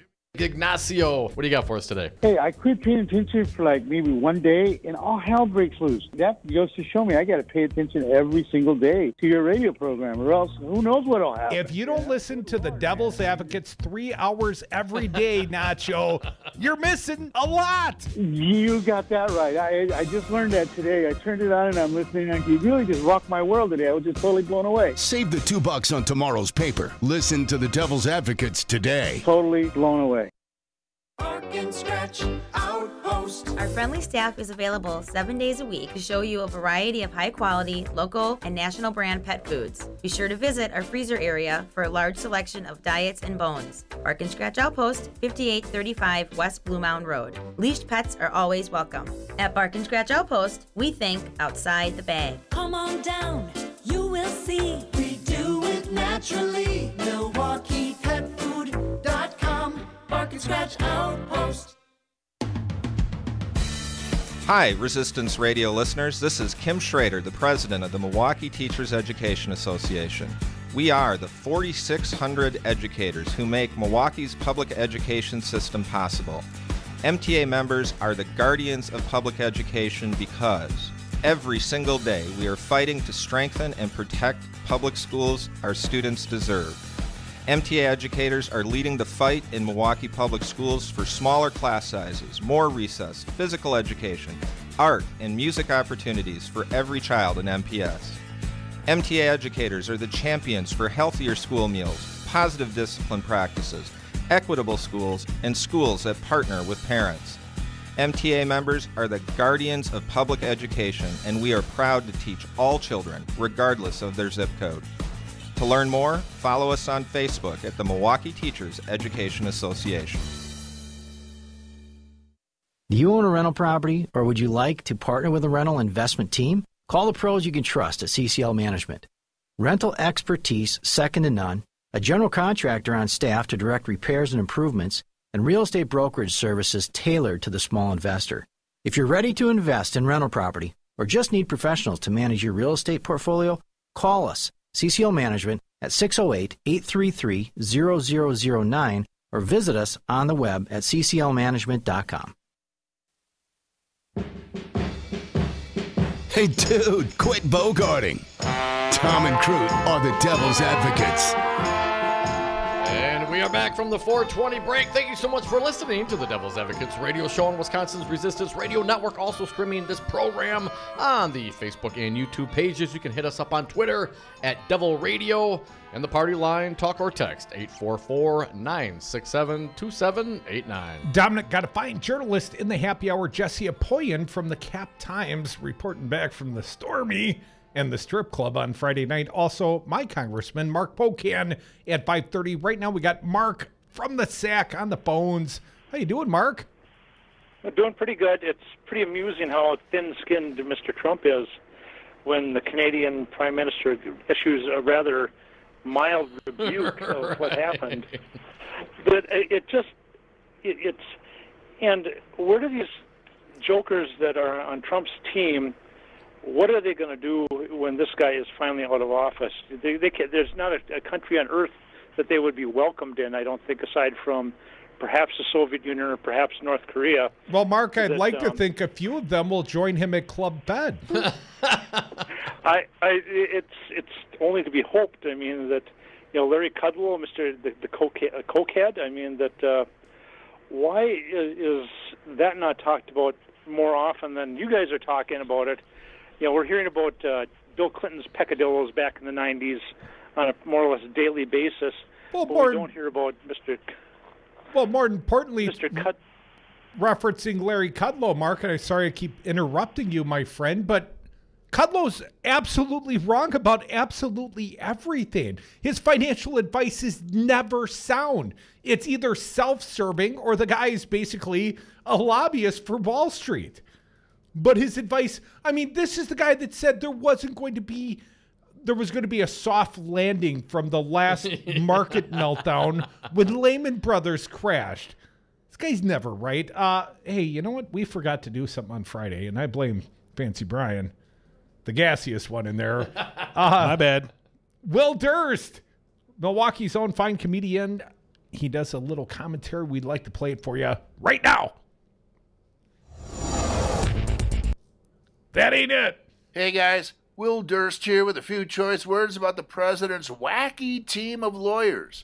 They recently wrote a letter to the special counsel's office saying that Donald Trump is above the law. Not to be confused with the first Steven Seagal movie, Above the Law, although they both look to be about in the same physical condition these days.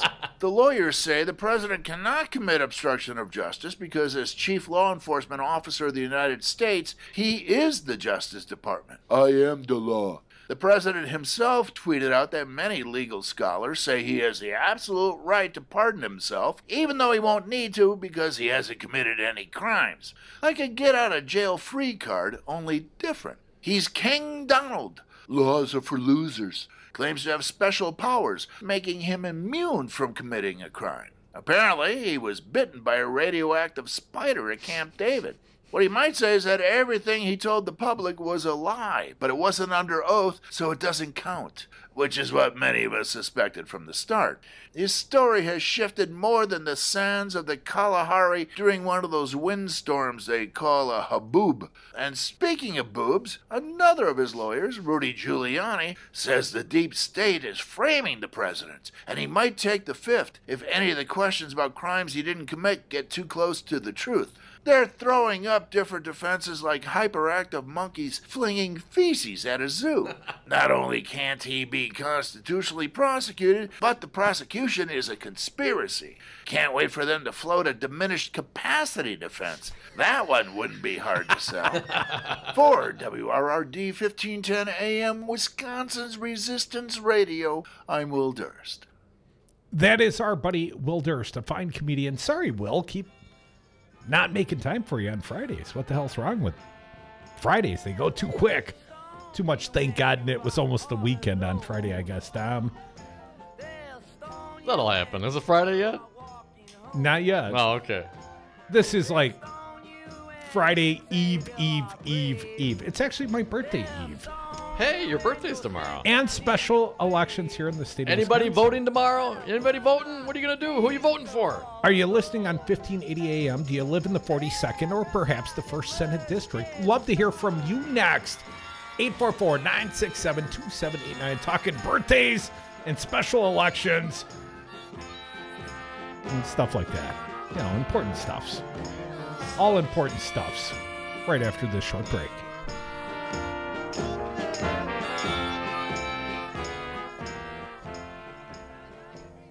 I never broke the law. I am the law. I'm really not involved with the Justice Department. I'd like to let it run itself. Join the resistance against dirty carpets. Call Zero Res Madison today for our summer special. Clean and sanitize 3 rooms for only $139. Call 608-848-9000 or schedule online at ZeroResMadison.com. Zero Res, spell it forward or backward, it's the right way to clean. Melissa from Michigan. I work an extra part-time job serving lunch at my child's school, but I can't even pay for meals. Hunger is a story we can end. End it at feedingamerica.org. Brought to you by Feeding America and the Ad Council. I'm Jesse Pica-Holz with Solidarity Realty. If you're looking for a home in Madison or Dane County, call me. I know Madison. I know homes. I'll protect your best interests. Call Solidarity Realty at 608-284-9311 or search solidarityrealty.com. It's hard to dream when you're fighting for 15. This is Pizza Box Mike for Wisconsin's Resistance Radio. Check out fightfor15.org to get involved in the fight for 15. Hi, I'm Becky from Bounce Milwaukee, and I want to be the first to invite you to our newest attraction, axe throwing at Fling Milwaukee. Bring your friends, date, co-workers, or family to experience the rush of throwing axes at Milwaukee's first indoor throwing arena. Open 6 days a week for corporate team building, bachelor and bachelorette parties, date night, or just a fun night out. More information at flingmilwaukee.com or 414-312-4357. You wanted to see me? Yes, please, have a seat. So here's the thing. When this company brought you on, we took a chance on you. You didn't have that 4-year college degree we typically look for. Right. But we gave you a shot anyway. And since then, you've worked incredibly hard and given it your all. Thanks. You've been an important asset to the team, but I don't think you can be an intern here anymore. We want to hire you. You're serious? Absolutely. Find your next great employee. Introduce yourself to the Grads of Life. Who are they? Talent worth knowing about. Young adults of unique determination and experience. An ideal fit for your company in an entry-level position, internship, or even mentorship. They might not have every qualification you typically look for, but they're exactly who your company needs. I won't let you down. I know. Don't miss out on a resource many innovative companies have already discovered. Go to gradsoflife.org to learn how to find, cultivate, and train this great pool of untapped talent. Brought to you by the Ad Council and gradsoflife.org. Tune in to The Resistance, Wisconsin's Resistance Radio. Start your weekday off with the Earl Ingram Show from 7 to 9 a.m. Next is the Stephanie Miller Show from 9 to 11. Then from 11 to 2, it's the Tom Hartman Program. At 2 o'clock, it's 414 Wisconsin. Then from 3 to 6, it's the Devil's Advocates. Mandatory listening. Wisconsin's Resistance Radio.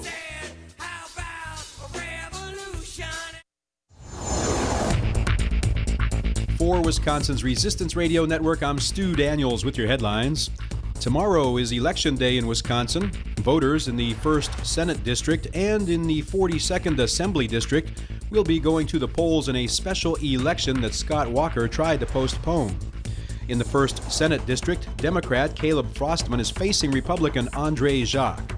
In the 42nd Assembly District, Democrat Ann Groves Lloyd will face Republican John Plummer and Independent Gene Rubenstein.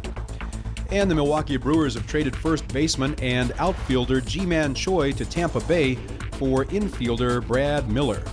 Outside today, partly sunny, then mostly cloudy tonight, lows around 60 degrees. Tomorrow, a 30% chance of rain with highs in the mid-70s in Milwaukee, upper 70s in Madison. You're listening to Resistance Radio.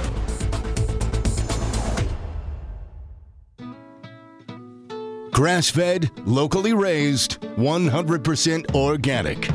Dom and Cruz are the Devil's Advocates. Welcome back to the Devil's Advocates radio show. As Stu mentioned, special elections in the 42nd Assembly District and the 1st Senatorial District tomorrow.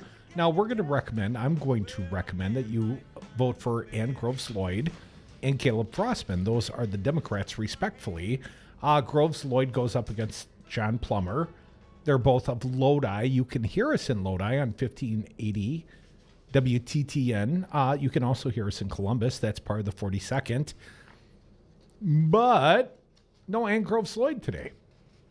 And not recently. And we've asked, and there are so many progressive and friendly media outlets. I'm sure it's as difficult to winnow them all down to one. I mean, she's got a special election tomorrow. Why is she not on our show today? She was on our show the day she announced her candidacy. She announced her candidacy on the show. So was Caleb Frostman. They both were. The day the special elections dropped, we got the candidates.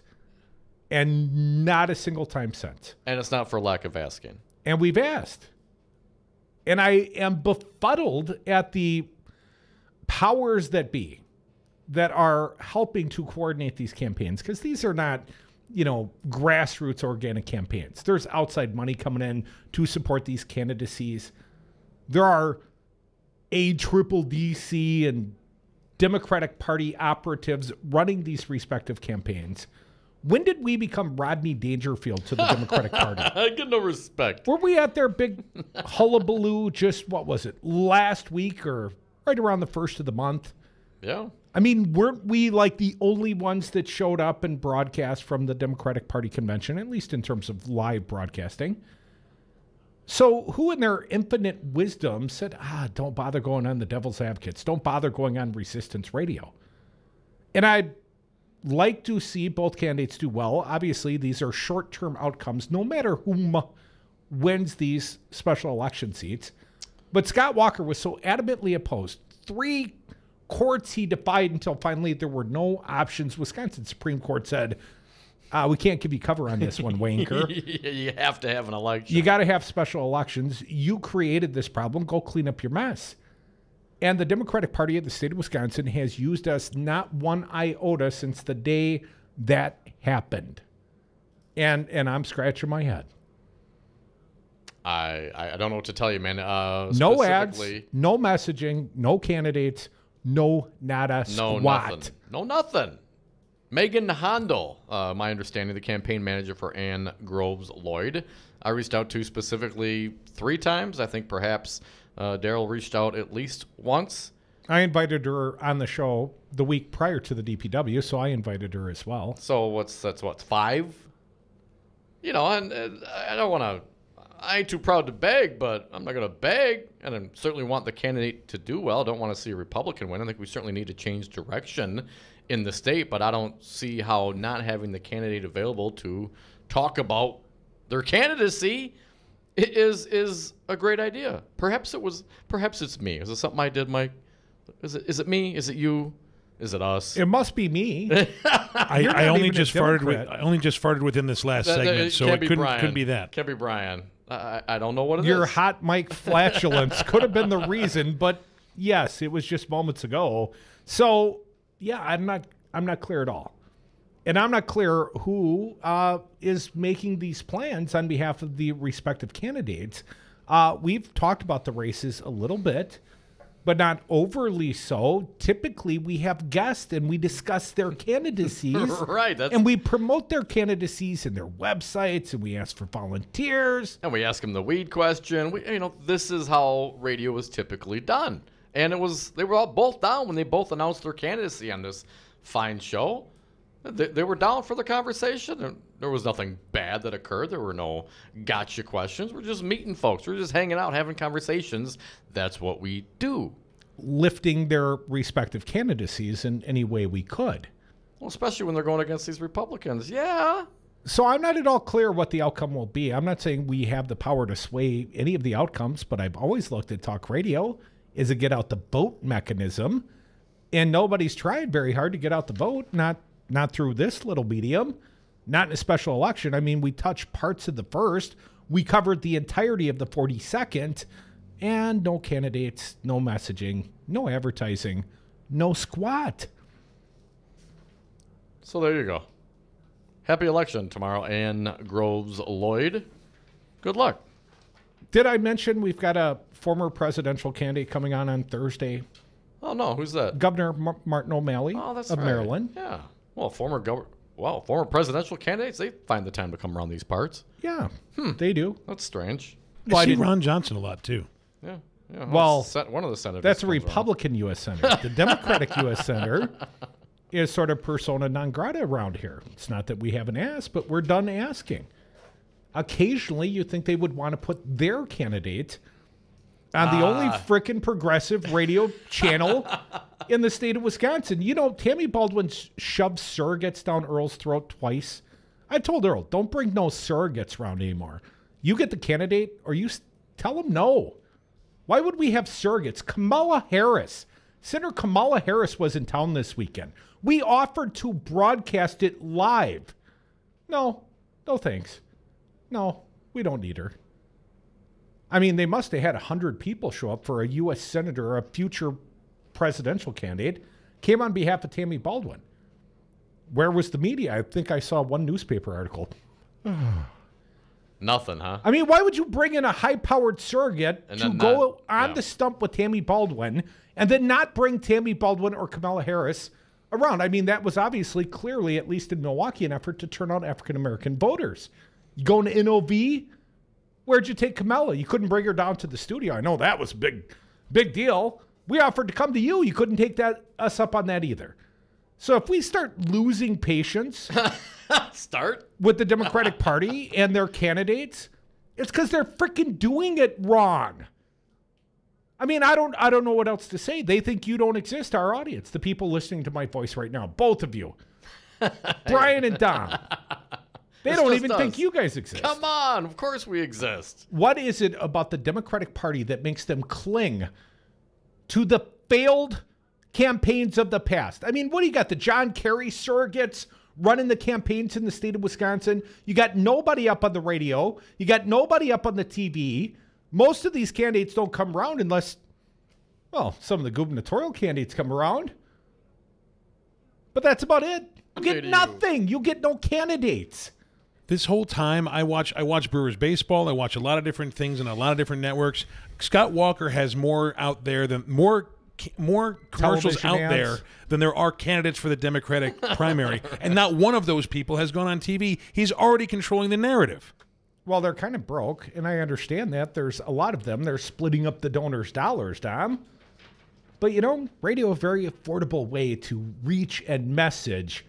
And we told these people how to buy it cheap. They didn't take us up. You know, Tammy Baldwin's campaign, they don't even plan on buying radio ads this summer. Oh, she doesn't have any money, right? I mean, bro. Yeah, $5 million a quarter. All that outside money they're going to spend against us. Shut up. You know what? I am sick and tired of the daily solicitations I get for a candidate who's got more money than the U.S. government at this point. I mean, when you're raising $5 million a quarter and you're bemoaning the fact that the outside groups are throwing in money against your future opponents, yet you don't even bother coming around for a free interview. You don't even have us come and live cover Kamala Harris when she comes to surrogate for you. When you don't spend a plum nickel on supporting progressive radio. You know, I know every time I say something like this, I get chastised. Insiders call me. Well, how dare you speak badly of Tammy who? And that's my question. Tammy who? Because she doesn't come around here. She doesn't give a damn about African-American voters, not to any evidence I can see, because you might try to speak to them on the radio if you did, Tammy. And, you know, let's admit it, 42nd, that's not a very diverse district, but we cover every nook and cranny of that district. And I cannot get the candidate on my show. I'm going to start giving them the Trump doctrine. But we get former presidential candidate on Thursday, huh? Yeah, that's true. Huh. Well, here's one that's not going to be coming on the show. Democratic Assembly candidate Sharice Daniels. Her campaign officially lasted 11 days. The Wisconsin Election Commission, a panel made up of Democratic and Republican members, voted 6-0. This is from Fox 6 now. Voted 6-0 to boot Daniels from the fall ballot after finding she had 27 fraudulent signatures and 3 duplicate signatures on her nomination papers. That left her 7 valid signatures short of the 200 she needed. Daniels may be facing much more serious trouble. Watertown police have opened an investigation into potential election fraud, and the elections commissions will vote later Monday, June 11th, whether to send his findings to the Jefferson County District Attorney. Daniels did not attend the election commission meeting on Monday and never filed a response to the complaint made against her. And that means incumbent Republican State Rep John Jagler, chase that dragon, John, said he was alerted to the errors when he noticed the name of his longtime supporter on Daniels' papers. The supporter denied signing his name. Jagler said he ultimately got 22 affidavits from people who said their signatures were faked.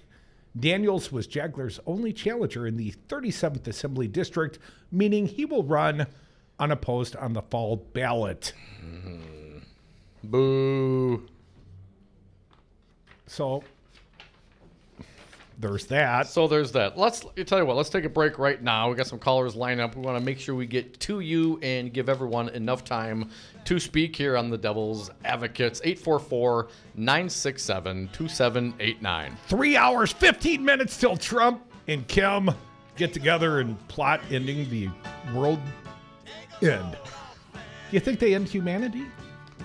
I have no expectation, and it sticks in my mind these highlights over the past several years. Remember when Barack Obama was president, and oh man, if he even mentioned about talking or engaging Kim apology tour. Yes, you couldn't do that. That's a sign of weakness. Of course, when it's their guy, now they're all about it. It's a sign of strength. Well, hell, at the end of the day, I'm all about world peace, so keep our fingers crossed. Hope for the best, expect the worst. We're the Devil's Advocates, bitch.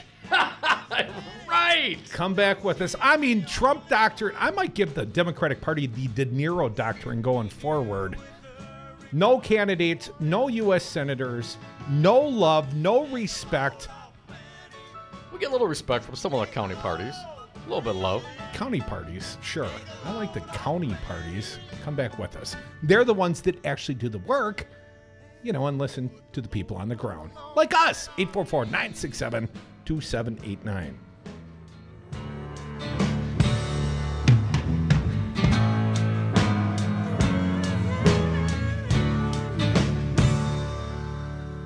Evil will always triumph because good is dumb. Oh, it looks good on you, though. Brad Zog, owner of Zero Res Madison, resisting dirty carpets and harsh chemicals. Brad, why should people use Zero Res Madison? Why wouldn't you clean your carpets like this? We're not using any soaps. We're not using any chemicals. We cost about the same as the other guys. You look at it and you go, where's the downside? You got a completely green clean. That's awesome. We guarantee it. There's no downside. There's no downside. Use Zero Res. Call Zero Res today. 608-848-9000. Zero Res. Spell it forward or backward. It's the right way to clean. Jeff's Guitar Clinic is a multifaceted shop offering guitars, amplifiers, and all accessories, guitar lessons for all ages, and instrument repair of the highest quality. Jeff'sGuitar.com. Scott Walker thinks Wisconsin should once again hire him as governor. You wouldn't hire me to be a neurosurgeon. This is a person who has not worked in the private sector since 1993. You wouldn't hire me to run condos. You wouldn't hire me to run HP. And has made his political career. You probably wouldn't hire me to run the United States Senate. By using divisive tactics to the benefit of his corporate donors. First step is we're going to deal with collective bargaining for all public employee unions. Because you divide and conquer. Now he supports the largest publicly funded government subsidy of a foreign corporation in American history. They can go suck lemons. And Scott Walker has yet to live up to his first campaign promise to create 250,000 jobs. Is this a campaign promise, something you want to be held to? Absolutely. Scott Walker, we the people are done sucking your lemons. This message was paid for by the People for People Corporation. Donate online at p4ppc.org, p4ppc.org. 180 over 111, and I had a stroke. I couldn't speak or walk. This is high blood pressure. Get back on your plan. Go to loweryourhbp.org. Brought to you by the American Stroke Association, American Medical Association, and the Ad Council. Have you outgrown your house? Are you sick of apartment living? Not ready to buy but know you need to move? Hi folks, this is Tom Hartman for CCL Management in Middleton. You should consider moving up to one of the finer rental homes CCL Management represents. Unique houses and condos, always clean, most are pet friendly. Visit cclmanagement.com today to find your new home. CCL Management, Dane County's premier leasing and property management company. Call CCL Management at 833-0009. That's 833-0009 or visit cclmanagement.com today. So, Jesse, why should someone buying a home pay for an agent when they can go online or call the number on a for sale sign? Great questions. First of all, never call the number on a sign to see a home. That's the seller's agent, and they don't represent your interests. If they show you a home outside of an open house, you forfeit your ability to have someone negotiate in your corner at no cost to you. Well, with interest rates still at historic lows, how can buyers still get a great deal and protect their rights? Step 1, find a buyer's agent that you trust. Your agent will best find the home that fits your needs, anticipate problems, and negotiate on your behalf from offer through closing day. And most home listing contracts stipulate that the seller's agent pays for the buyer's commission. Solidarity Realty. They're real, they're solid, they're honest. Whether buying or selling in Madison or Dane County, call Solidarity Realty, 608-284-9311, or find them at solidarityrealty.com. We got Mark Pocan live via phone. Mark, does Paul Ryan hate poor people? Oh, he hates poor people and middle-class people. I mean, I think when he was probably 5 years old playing with Play-Doh, trying to, adjust the taxes on Play-Doh. So, to be fair, I think he's doing what he always said he was going to do. It's just no one actually believed he was either that cruel, evil, or dumb to do it. The Devil's Advocates, weekday afternoons on 1510 AM, Wisconsin's Resistance Radio.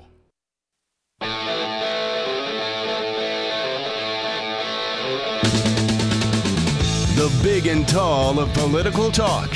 Tom and Krutz are the Devil's Advocates. And we are back. Thank you for listening to the Devil's Advocates radio show. Phone lines open 844-967-2789. Let's get to them. Our pal Gene from Eau Claire, Wisconsin. Hey, Gene. Welcome back. Happy Monday. What do you got for us today? Well, happy Monday to you guys, and happy early birthday tomorrow. Thanks, Jeannie. Sure. I hope you have a really good day on your birthday. Me too. I'm calling for a couple of things, and I truly understand your pain and frustration regarding failure to utilize radio, which people listen on their way to work and home, and people in the barns listen, and homemakers listen, and you know what I mean? A lot of different people. I know, Jeannie. Only 93% of Americans listen to the radio each week. I know it's only the most encompassing media source there is, but please continue. Okay. Now, I got to say that this is not now, I'm 63 years old. This is not the Democratic Party of years past. And when I was a little kid, they used to have a lot of fundraisers for the Democrats, and we sold tickets for a fundraiser, and where they'd invite the public and have raffles and stuff, and then they'd give little kids motivations, and I got first, second place, and I was a Democratic princess, and I was about probably 10 years old. I mean, a lot of people were involved in the Democratic Party. Unfortunately, there's so many people that they could utilize that they don't, because they only do things a specific way, which is really frustrating to me because, like you say, their way didn't work. And in addition, I have to say that Kathleen Beinhout is my number one pick, and I want to tell you why. And she has been my senator for quite a few years here, and that woman speaks truth to power. She's aware of all things going on, and she fights as hard as she can. She's developed budgets.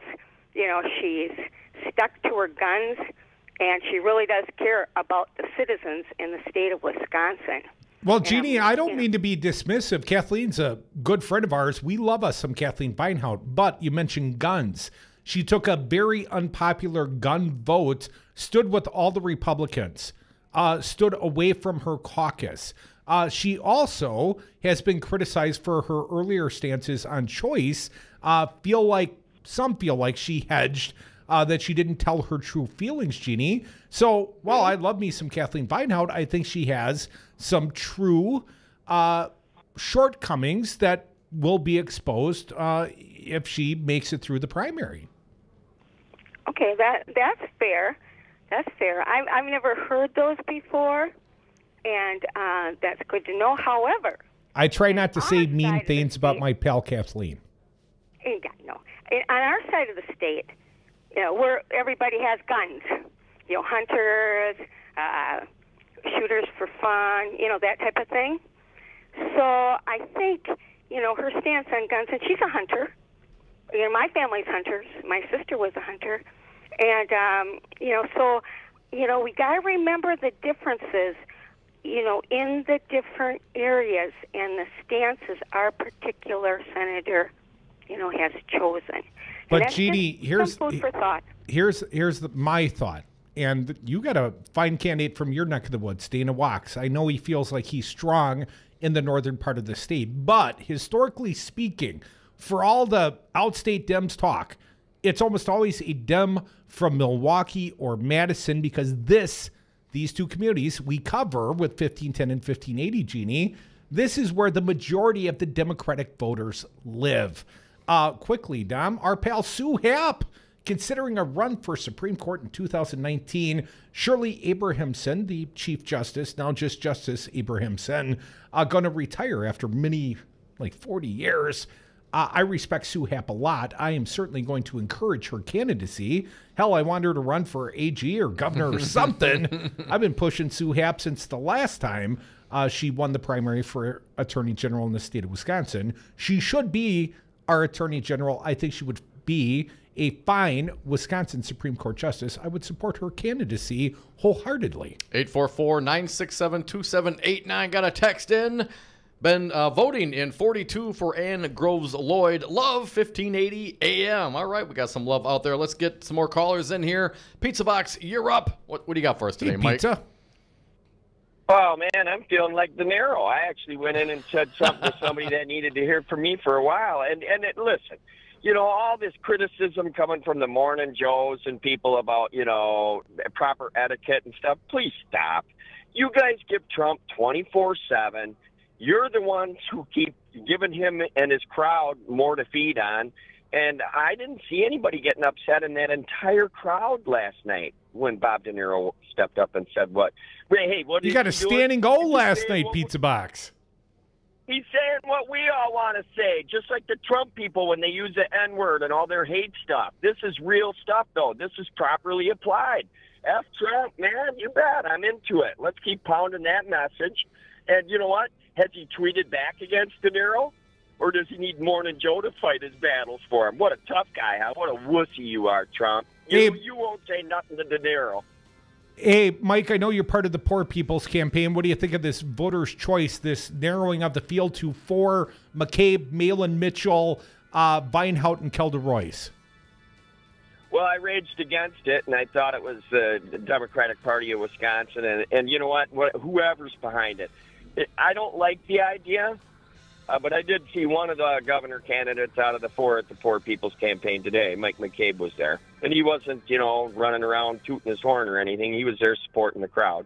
So, thank you, Michael. Sorry to cut you short. We are the Devil's Advocates. Got a fine guest coming next. She's our pal Jessie Opoien from the Cap Times in Madison. She did the hard work for us on Friday night. She went to a strip club for work, and she brings back the report of Stormy, Stormy, Stormy.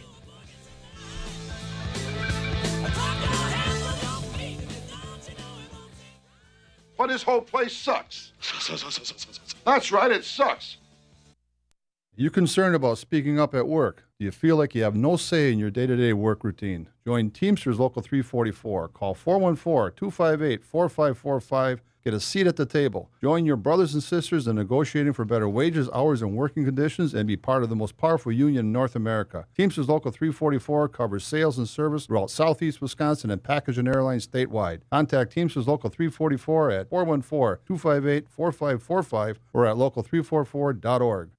What are you waiting for? It's time to join the union. I'm Andy Buck, field representative with the Painters and Allied Trades District Council 7 of Wisconsin. You're already doing the work. You deserve to make a fair wage.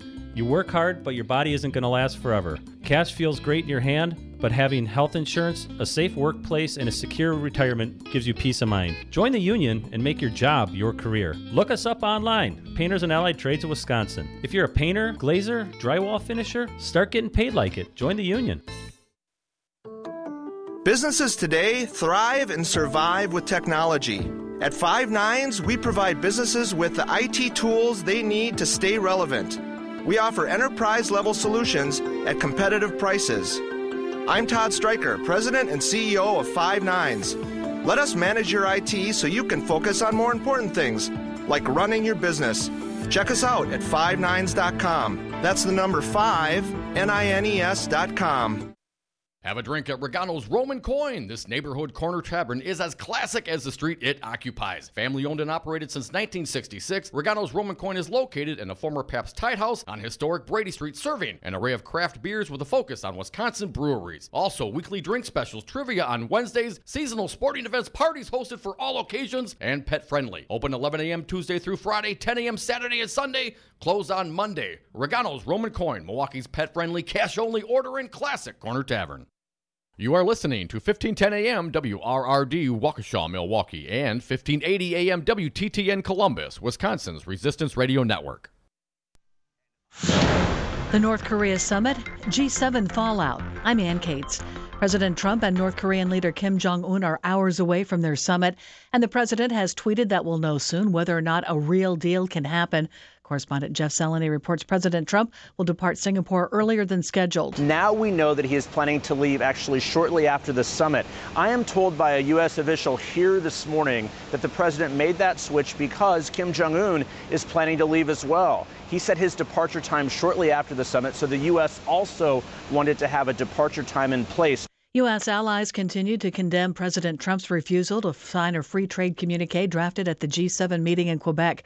Correspondent Atika Schubert with the reaction from Germany. The Germans seem less angry and just more exasperated, really. Clearly disappointed at what's happened, but not surprised. I mean, you know, the Iran deal, the Paris Climate Accord, and now the G7. Chancellor Merkel had an interview last night on TV. She said she gets the impression that the president believes there can only be one side that wins, the other side loses. Two surveys from the Associated Press, Nork Center for Public Affairs, and the American Press Institute look at how Americans feel about the media. The polls show that the public wants news stories that are fact-based and offer context and analysis, which is also what journalists say they want to provide. However, the polls found that 42% of Americans believe news media strays into commentary too often. 68% of Americans say the news media should offer more information about its sources. 2/3 of journalists agree. And trust in the media appears headed in a positive direction, with 1/3 of Americans saying they trust their favorite news organization more than they did a year ago. Just 1 in 10 say their level of trust has declined. I'm John Stolness. Modest gains today for Wall Street. The Dow Jones Industrial Average rose 6 points. The S&P up 3. The Nasdaq up 14. I'm Ann Cates.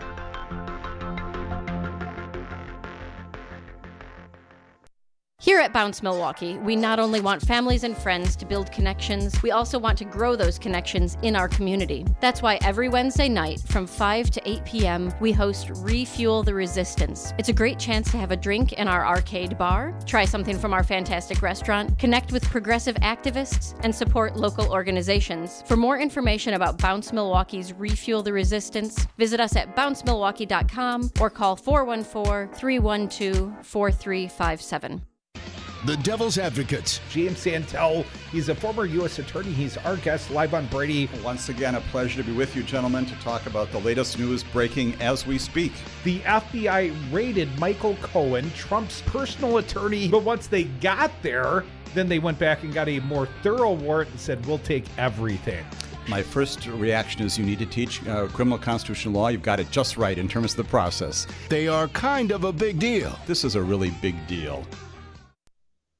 Sports betting is now legal in New Jersey. When Governor Murphy signed the bill, it ended a saga that began 7 years ago. Governor Christie took the federal government to court and spent $9 million taxpayer dollars in a fight to undo a law that banned sports wagering except in Nevada, where it was grandfathered in.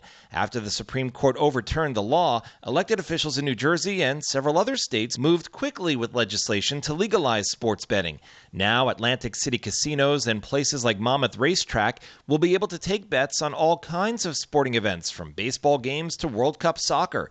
Delaware beat New Jersey to the punch and legalized sports betting a few days ago. I'm Steve Kastenbaum. U2 will perform at Harlem's legendary Apollo Theater tonight in an invitation-only concert.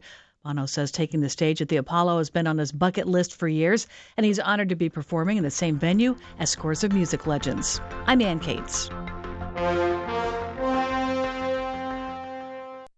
Join the resistance against dirty carpets. Call Zero Res Madison today for our summer special. Clean and sanitize 3 rooms for only $139. Call 608-848-9000 or schedule online at ZeroResMadison.com. Zero Res, spell it forward or backward, it's the right way to clean. Adopt US Kids presents Multiple Choice Parenting. You've messed up your daughter's haircut. Do you A, get spiritual? Mom, where's the mirror? Beauty is within. Oh. B, find the positives? Less time blow drying, more time texting? Or C, show empathy? Mom, you really don't have to. Twinsies! I kinda love it. You don't have to be perfect to be a perfect parent. Thousands of teens in foster care will love you just the same. For more information on adoption, visit adoptuskids.org. A message from the U.S. Department of Health and Human Services, Adopt U.S. Kids, and the Ad Council. I'm Jesse Pica-Holz with Solidarity Realty. If you're looking for a home in Madison or Dane County, call me. I know Madison. I know homes. I'll protect your best interests. Call Solidarity Realty at 608-284-9311 or search solidarityrealty.com.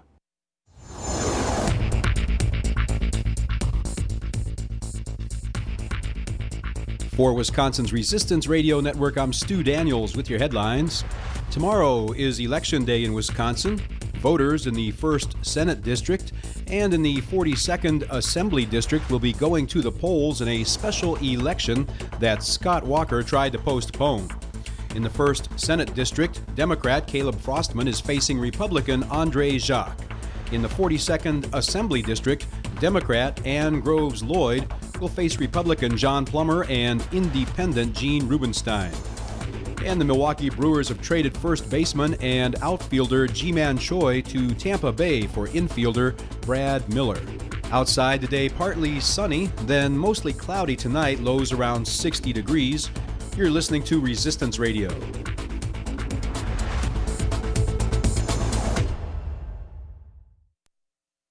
The following program is a presentation of DC Communications, LLC. Warning, you are about to listen to the greatest radio show ever. And due to contractual obligations and to shield our airwaves' corporate licensees from any semblance of liability, responsibility, and gullibility, we must tell you the views represented on this show are not necessarily those of this station or its management. This radio show contains differing points of view on current political topics, and due to the nature of its contents, it should be heard by everyone. Thank you for listening. 3, 2, 1.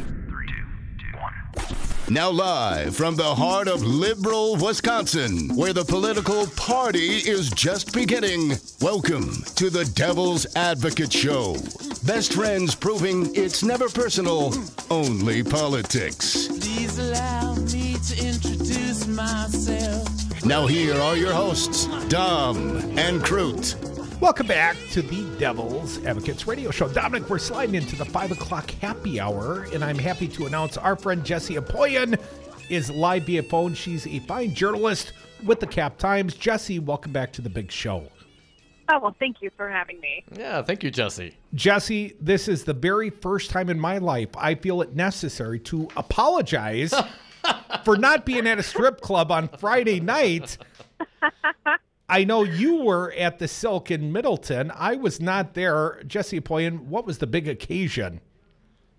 Well, I hear your big occasion was date night with your wife.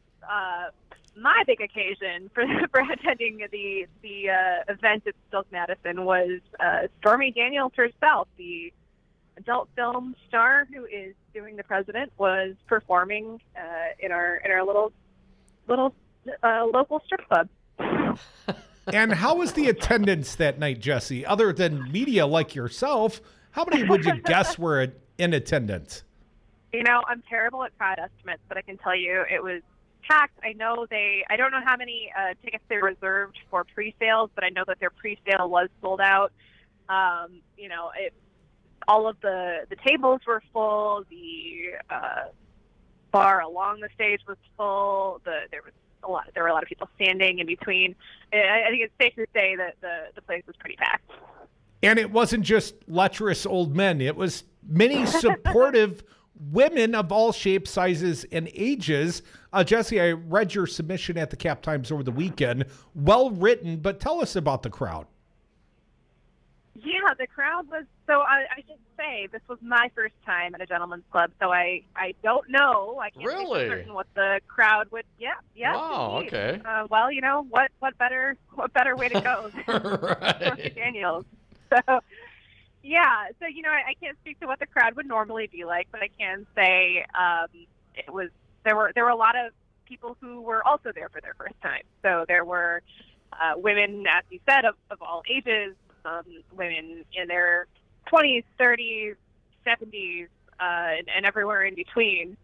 And they were there because they see Stormy Daniels as a strong woman, perhaps a feminist icon, for the way that she is fighting against the president. And there were men there who were there for similar reasons, who maybe were less focused on the gender dynamics, but we're there to say, we just want her to take Trump down, so we're here to give her money for her legal fund, basically, in the effort to do that. So a lot of people were there to make a political statement. That being said, of course, there were people who were just there for the show, or there were some people who were familiar with her work in adult films, but also a little bit interested in the political connections too. So it was a really wide variety of people at the show. Jessie, I got to digress for just a moment. How did that conversation go with your boss, whomever he or she may be, when they said, hey, Jessie, Friday night, you got to work, and we're going to need you to go to the strip club? And did they give you a stack of singles by chance? Well, I'll be honest. I did volunteer for the assignment. I did not want to. I thought it was newsworthy. I did not want to put anyone in the uncomfortable position of having to ask me to go cover this. So I willingly subjected myself to it, and I haven't quite figured out the expense reports yet, but I'm sure hoping I can get a little bit written off. Let me ask you, Jessie, was this show fully nude, as they say? Yes. Well, it was. The Silk Club in Middleton is, as they advertised, fully nude, full alcohol. You can get your drink on and watch women take their clothes off at the same time. So she came out. I would say her costumes were like a little bit more elaborate than some of the other women who were maybe coming out already in lingerie. Like Stormy Daniels came out in a little bit more of an elaborate costume. So she did two sets. Her first set, she came out in a real like America-themed outfit. Her second one was sort of a Little Red Riding Hood outfit. But yeah, within a few, I don't know, half of a song or so, she was stripping down, and she was indeed fully nude, as were the other dancers at the club. Folks, you are listening to the Devil's Advocates radio show on Wisconsin's Resistance Radio Network. Our pal, Jessie Opoien, a fine journalist with the Cap Times, was out on assignment Friday night at the Stormy Daniels Make America Horny Again tour, and Jessie joins us on the phone. All right, Jessie, what were the dollars like? Did you have to pay to get in? Did you get paid? Did you have to pay for a picture? Did you get the bottle of vodka? What were the circumstances of your expense report? Lap dance? No lap dances for this reporter. But yeah, so the entrance was, if you bought your ticket ahead of time, the cheapest ticket you could get was $15, and with that $15, you got, at the very least, you got the show and you got the meet and greet. Upward from there, you could spend a little, I don't know, I think $180 on a table. That's bottle service, and then it was up toward the $300 plus mark for bottle service at the table. I just sprung for the lowest level ticket. I did pay to go through the photo taking portion of the meet and greet line so that I could ask Stormy Daniels a couple questions, because the sort of the scenario was that there was not media availability. We were not really supposed to necessarily get a chance to ask for questions, but I hoped that if I went through the line and paid my dues, I might be able to ask a question, and I did. But yeah, so, from there, the expenses beyond that are your tipping expenses and your drinking expenses and any additional experiences that you may be looking to have. Jessie, were you a proper customer? Did you tip Stormy or any of the other professionals? If you're going to sit along the rail, you have to tip, but I did sit along the rail, so I did my part. When in Rome. All right, but Jessie... Now, did you toss the money, or did you insert it in the G-string? Well, there wasn't a G-string to insert. Right, because it's full nude at that point. Yeah. Oh, the garter belt. Okay, so perhaps did she grab the dollars with her breasts then? I mean, how was the dollar received? That was the customary. The customary, yes, way of course. Receiving the dollar. Dom speaks as if he's done that before. That's just what I've heard. But Jesse, that's interesting because, of course, Crudy and I, we reached out to our pal Jeff Scott Olson, who was attorney for one of the owners over there. Thought maybe we get a backdoor introduction and slide in. But the rule, of course, as you mentioned, was her contract says no media. But you went through the meet and greet. You got the picture. Were you able to ask any questions? And if so, what were they and how did she respond? Sure. So she was super warm. She was very welcoming and happy to talk. I went through the line. I let her know that I was a reporter, and I said I knew she couldn't talk about the lawsuit, but I wanted to ask her something else. And so what I asked her was something that I and other reporters had noticed throughout the night, which was these women who were there were talking about her as an inspiration or a hero or an icon, and I asked her what she thought about that. And I'm not going to get you guys FCC signed, but she said it's a lot of effing pressure. And she said she's grateful. It's a lot of fun, but it's a ton of pressure. She doesn't really see herself that way, and she's a little fearful of feeling folks are letting people down by giving this sort of unnatural title. But she is aware that it's there, and she sort of embraces it and is grateful that people feel that way. Jesse, were there any protesters, anybody in the crowd, perhaps, or outside the building that were not fond of her being there, that were not a fan of hers? Did not see any protesters. Didn't encounter any of that. Yeah, that's my hometown. Everybody likes some Stormy. Now, Jesse, I got to ask you, I understand you were there in a working role, but did you have a good time for yourself on Friday night? Like I said, it was my first time attending an establishment like this. I had a great time. It was fun. Everyone was really nice. I've had far more negative reporting experiences. I met with a lot of people who were happy to talk. Everyone from the people working at the club to the people dancing at the club to the people attending were all very nice people. And I absolutely had a good time. Let me ask you, Jessie Opoien, if you, let's say, had your own, let's call it march-up music, what music might that be? Oh man, you gotta warn me about this so I can think about it. What music did Stormy dance to then? What was Stormy's march-up music? So she did her two sets. Her first set was she came out to American Woman, the Lenny Kravitz version. And then she danced to American Girl by Tom Petty. And in the second set, she came out to Little Red Riding Hood, the old Sam Sham and the Pharaohs song.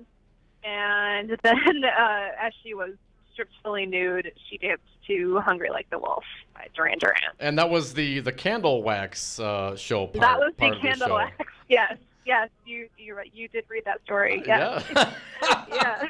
Now, Jesse, I got to ask you: was Donald Trump, President Trump's senior economic advisor, Larry Kudlow, in attendance?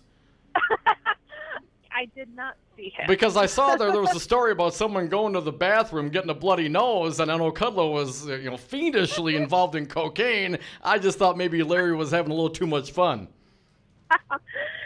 That I know everyone has been quick to assume that the guy who got a bloody nose had some sort of cocaine issue, but after speaking with him, I'm pretty sure the poor guy really did have seasonal allergies. And then, Jesse, are there any lasting memories you took away from Friday night?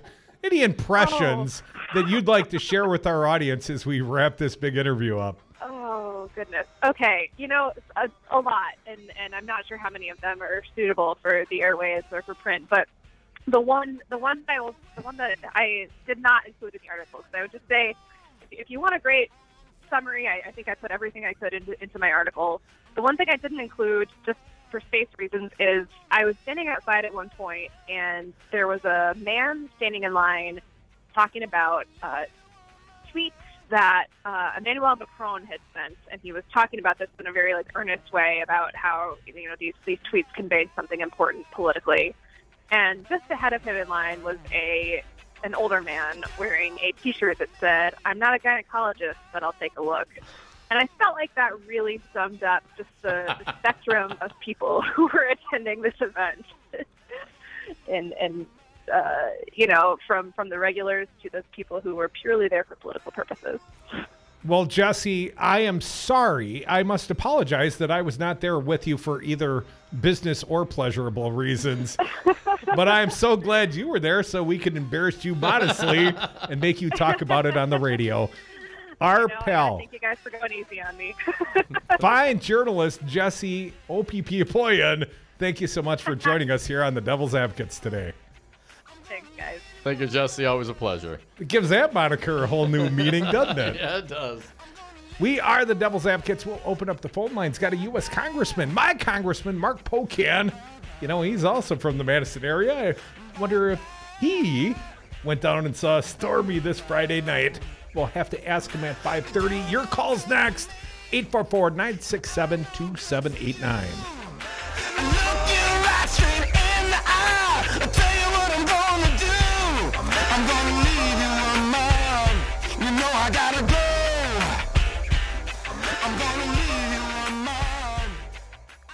To me, this is a very, very sexy subject. Totally inspired us all. Do you own a rental property, or would you like to partner with a rental investment team? Call the pros you can trust at CCL Management. Rental expertise second to none, a general contractor on staff to direct repairs and improvements, and real estate brokerage services tailored to the small investor.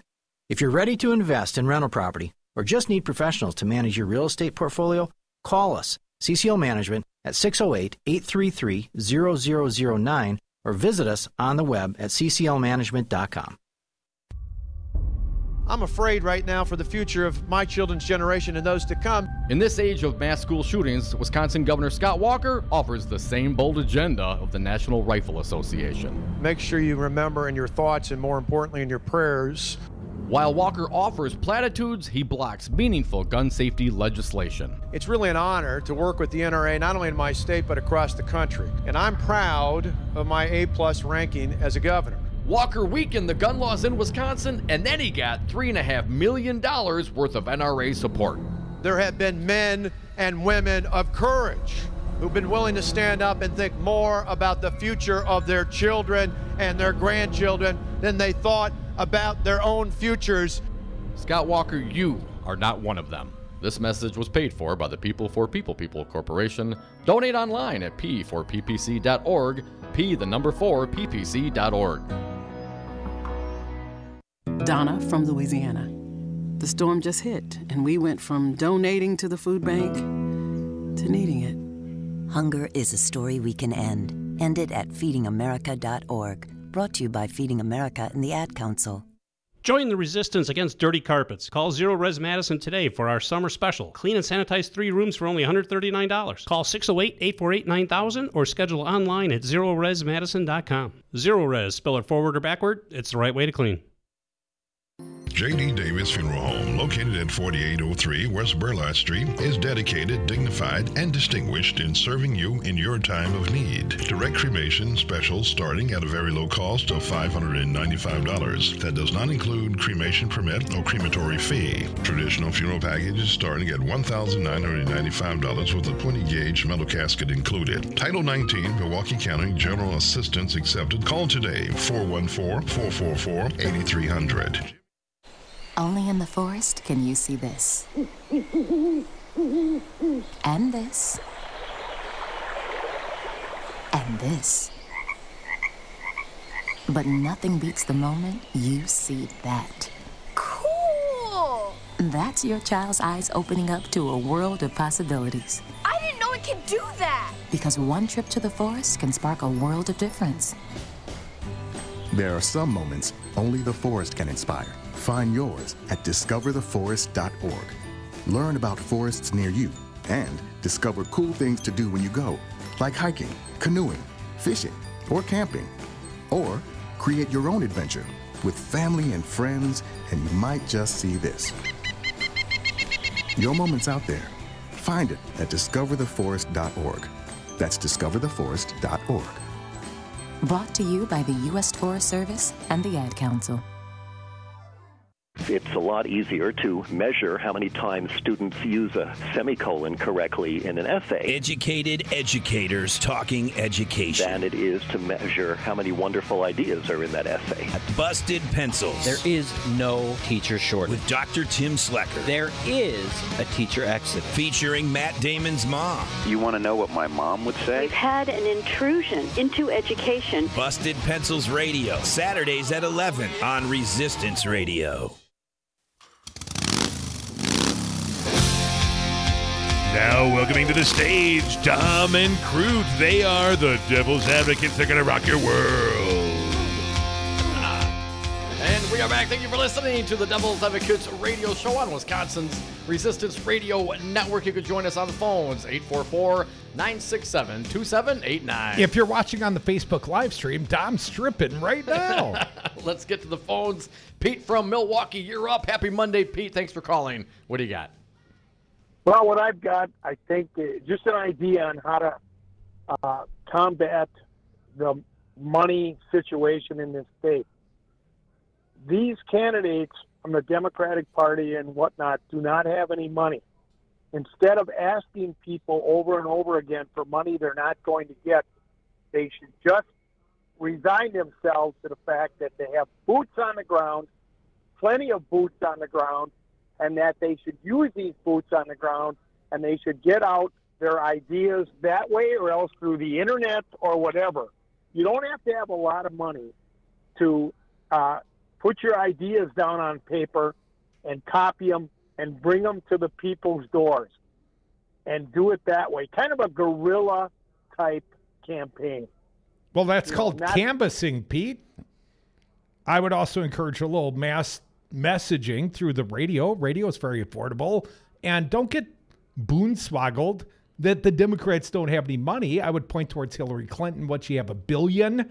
I'd point towards Tammy Baldwin. She's collected about $20 million for her reelective campaign. And I would point even this 42nd Assembly District and 1st Senate District special election, they got like $250,000 that came in outside money in the last week and a half. Although we wouldn't know it. We didn't get any of that money. They don't mass market here. They apparently don't like us. Thanks for the call, Pete. I agree. Use the boots on the ground. Joe from Tucson, you're up. Thanks for calling. What do you got? Hey, what's up, fellas? Mark Pocan, if you could do me a favor and ask him, just like what Pete was talking about, Pete's exactly spot on, but we're in confliction. The DCCC, those guys are pushing the big donor concept. They're not coming out and, especially speaking through a Democratic platform. When you have a Democratic platform, you can go directly to the people and ask them for $27 a crack. And we saw what can add up in terms of that. But the Democrats right now, they don't want anything to do with that. So if you could ask Mark Pocan about that quandary of, we're not going to battle against Trump with radical centrism. It's a joke on its face. So, hey, man, appreciate the show, you guys. I love you. Thanks, Joe. Thanks, Appreciate Joe. you listening, man. I wish we had time for more calls right now, but people are going to have to be patient because we do have Congressman Mark Pocan coming next. He's a good guy. He's a friend of ours, and he'll be a fine guest on the Devil's Advocates. Perhaps the greatest radio show ever. Some people say. Right here on Resistance Radio, 1510 AM, Waukesha, Milwaukee, 1580, covering the entire 42nd District. I don't know if you see it right now. Journal Sentinel Online, Madison.com. Ann Groves Lloyd scrubbed her Twitter account. This seems like an opportune time to, let's say, go on the radio, friendly radio, progressive radio, and respond, but we keep asking and they don't answer. I guess I'll sort it out on election Maybe you're day. just too much of a loose cannon, Crudy. Yes, I care too much. I do care too much. I'm going to start caring a lot less about outcomes. We are the Devil's Advocates. On the other side, our buddy Mark Pocan. I care about Mark.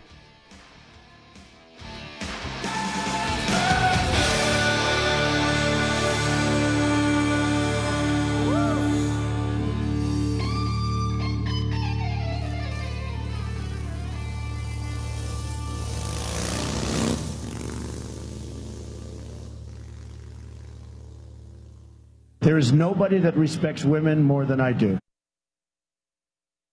Join the resistance against dirty carpets. Call Zero Res Madison today for our summer special. Clean and sanitize 3 rooms for only $139. Call 608-848-9000 or schedule online at ZeroResMadison.com. Zero Res, spell it forward or backward, it's the right way to clean. Tweens have mastered the art of tuning out. Jen, there's a spider in the car. We're turning your room into a home gym. See? Nothing. But some messages need to get through, like making sure they're buckled up the whole ride, every time. Do whatever it takes to make your child listen. Jen, I friended your boyfriend. Wait, what? Buckle up, sweetie. Never give up until they buckle up. Learn more at safercar.gov/kidsbuckleup. A message from the National Highway Traffic Safety Administration and the Ad Council. 5/9, your local single-source IT solutions provider. Specializing in cloud technology, consulting, servers, networks, and hosting. We manage your IT so you can focus on running your business. Enjoy technology. Enjoy 5/9. The bridge is out, and there are scat holes everywhere. Come on. What's wrong with you? Listen to Wisconsin's Resistance Radio Network. So, Jesse, why should someone buying a home pay for an agent when they can go online or call the number on a for sale sign? Great questions. First of all, never call the number on a sign to see a home. That's the seller's agent, and they don't represent your interests. If they show you a home outside of an open house, you forfeit your ability to have someone negotiate in your corner at no cost to you. Well, with interest rates still at historic lows, how can buyers still get a great deal and protect their rights? Step 1, find a buyer's agent that you trust. Your agent will best find the home that fits your needs, anticipate problems, and negotiate on your behalf from offer through closing day. And most home listing contracts stipulate that the seller's agent pays for the buyer's commission. Solidarity Realty. They're real, they're solid, they're honest. Whether buying or selling in Madison or Dane County, call Solidarity Realty, 608-284-9311, or find them at solidarityrealty.com. Jeff's Guitar Clinic is a multifaceted shop offering guitars, amplifiers, and all accessories, guitar lessons for all ages, and instrument repair of the highest quality. Jeff'sGuitar.com. Looking for a job worth talking about? Teaching is creative, collaborative, and intellectually challenging. See why teachers have better work stories at teachdfw.org and learn more about becoming a teacher. Brought to you by Teach and the Ad Council. The Devil's Advocates. My Congresswoman Gwen Moore. I think that you guys are filling a very important space. I think African Americans consume radio at a very high rate, and they really rely on radio for information. And so, word of warning to all those candidates out there, don't ignore these inexpensive ways to advertise. Well, wait until we get our FM. They're going to get more expensive all the time. Radio for the 99%. For Wisconsin's Resistance Radio Network, I'm Stu Daniels with your headlines. China's ban on accepting scrap from other nations is causing problems for municipalities in Wisconsin. China's decision has meant lower prices for scrap paper and plastic. Recycling companies are urging Wisconsin residents and businesses to be more careful about what they put in the recycling bin. If you are not sure if an item is recyclable, put it in the trash instead of the recycle bin. And the Brewers lost to the Phillies yesterday 4-3. They start a 3-game series with the second-place Cubs tonight at Miller Park. Outside today, partly sunny, then mostly cloudy tonight, lows around 60 degrees. Tomorrow, a 30% chance of rain with highs in the mid-70s in Milwaukee, upper 70s in Madison. You're listening to Resistance Radio.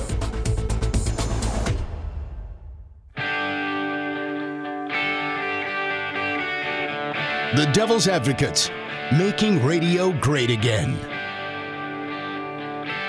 Welcome back to the Devil's Advocates Radio Show. Happy hour, getting happier up in here. Got U.S. Congressman Mark Pocan live on the phone from D.C. Mark, we're playing stripper music up in here. Did you happen to see Stormy in Middleton on Friday night, sir? No, I kind of missed it, but I did read some articles about it. I thought it was great that there were a lot of older women there to be supportive of Stormy, given everything that's going on with the president. That was not expected. Mark, I got to tell you, for the first time in my life, I'm embarrassed to say I was not at a strip club this weekend. Well, yeah, it would have been interesting because, I mean, I'm sure there's some people who attend strip clubs that would rather not have cameras around, and I'm sure it was a little bit of an interesting visit by Stormy. That's what we hear, Congressman. Hey, got to ask you, sir, U.S. Supreme Court dropped a ruling today specific to the state of Ohio and purging infrequent voters from the rolls. This one, a 5-4 decision, Mark, went right down conservative liberal party lines. I want to get your impression of the ruling, sir.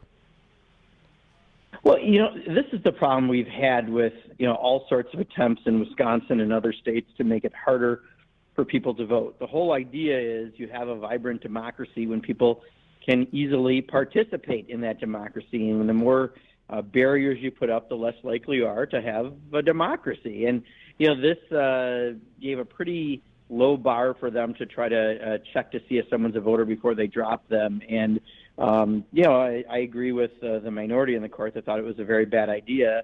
I also happen to have a bill out there that would really take care of this, get rid of interstate cross-check completely, and put in statute a much tougher standard for states before they drop someone.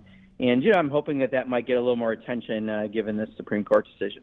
Well, Mark, right here in the state of Wisconsin, our understanding, the Republicans platformed eliminating same-day voter registration. I think even one of the Walker boys was the beneficiary of that law currently in the state of Wisconsin. Mark, what would be the explanation, the plausible explanation for the elimination of same-day voter registration here in Wisconsin, sir? Well, again, they don't want voters picking their elected officials. They want the elected officials picking the voters, whether it be gerrymandering on drawing the district lines, whether it be photo ID laws and less early voting and more things that make it difficult. And if you got rid of same-day registration, which, again, has caused no problems in Wisconsin or anywhere, to say getting rid of that is just another measure to make it harder for people to have access to the ballot. And, again, I would argue it should be just the opposite. You want as full of participation because then when you win an election, you have more of a mandate because you had greater participation. So it's in the best interest of whoever, Democrat or Republican or independent, who wins. And that's why for them to do something different than that obviously shows they're not so concerned about voters actually picking elected officials. Well, now that the U.S. Supreme Court has ruled in the Ohio case, Mark, how long before Wisconsin Republicans basically roll out their own voter purges? Well, the good news is they're not in session right now. So, and I don't know if they want to call special sessions, because if they do, they could have to vote on Foxconn again in some way. So I think they're going to, stay out of session, and hopefully for this fall, nothing will happen. But, if they win the majorities again this fall and they have a Republican governor, be absolutely certain that they will do more to make it harder to vote. Folks, this is the Devil's Advocates radio show on Wisconsin's Resistance Radio Network. Congressman from Wisconsin, Mark Pocan, joins us on the phone. Congressman, what is the issue with these voter rolls? I mean, if someone hasn't voted in a couple election cycles, so what? What is the need? Is there some bureaucratic or administrative reason why these must be purged, or they want them to be purged? And how long can they be there now in Ohio before they're purged? Well, and that's exactly, the point, Tom, is that, it's not like it's a huge barrier to have a few extra people on your voting rolls. And what they're trying to claim, and again, it's only a claim because they've never been able to prove it correctly, that somehow you'll vote in multiple places. I don't know of many people who've decided that they want to go and get charged with a crime for voting more than once. It's just not something that actually happens, and it's something Republicans love to talk about. But, it's just not a reality. So, who cares if someone hasn't voted for a while? I mean, obviously we want people to vote, but to take them off for a simple 2-year span of not voting, I think that really disenfranchises more people. Let's face it, a lot of people only come out at presidential elections. Are you going to punish them for it? I mean, I wish they voted more often, but it doesn't make sense to punish anyone. So is it a 2-year window now? If you don't vote in 2 years in Ohio, you could potentially get your name pulled from the rolls? Yeah, and they send you something in the mail. But again, if you ever got one of these generic postcards, it looks like, the postcards for the oil changes that you throw out without reading because, you already have somewhere you go and get your oil change. So, yeah, that's the problem. It's not like, in fact, in the argument they said, well, people should watch their mail more closely. But please, with all the junk mail, it's so not reality that you could tell that this is, again, done to make it harder for people to actually vote for their elected officials as opposed to, all the other things they've done around gerrymandering and other efforts to make it more difficult. Folks, you're listening to the Devil's Advocates. My Congressman, Mark Pocan, live via phone. Mark, got to ask you, the president had a hell of a show he put on at the G7 in Quebec. I want to get your impression, sir. Are we at war with Canada? Oh, my God. I tweeted out on my political account right after I saw a tweet, I think it was this morning. Someone pops up in my feed who just comes up as God, and it's a picture of a guy with white hair and a white beard. And their comment was, if you can't get along with Canadians, you're not a human being. We're talking Canadians here, right? This is not exactly like an adversary or people who are not extremely friendly in how they deal with you. And then I watched Morning Joe, and I actually saw what Justin Trudeau said, and it was so ridiculous. I personally think that, the reason Donald Trump doesn't like Justin Trudeau is because, he can go on Instagram doing one-arm push-ups and he doesn't have to hire hookers. So obviously that's the real problem he has with Canada. Mark, I got to ask you, I'm watching the Chiron on the CNN. Trump-Kim meet in Singapore in like 2 hours and 20 minutes. That possibly could be a good thing or a really bad thing. Mark, what do you think it'll be? Well, I'm going to give the president a little latitude here. Anytime we're trying diplomacy over war or other action is a good thing, right? So let's hope that, he doesn't talk about the size of buttons or give any nicknames. They actually have a nice conversation. Maybe they'll find they have lots in common.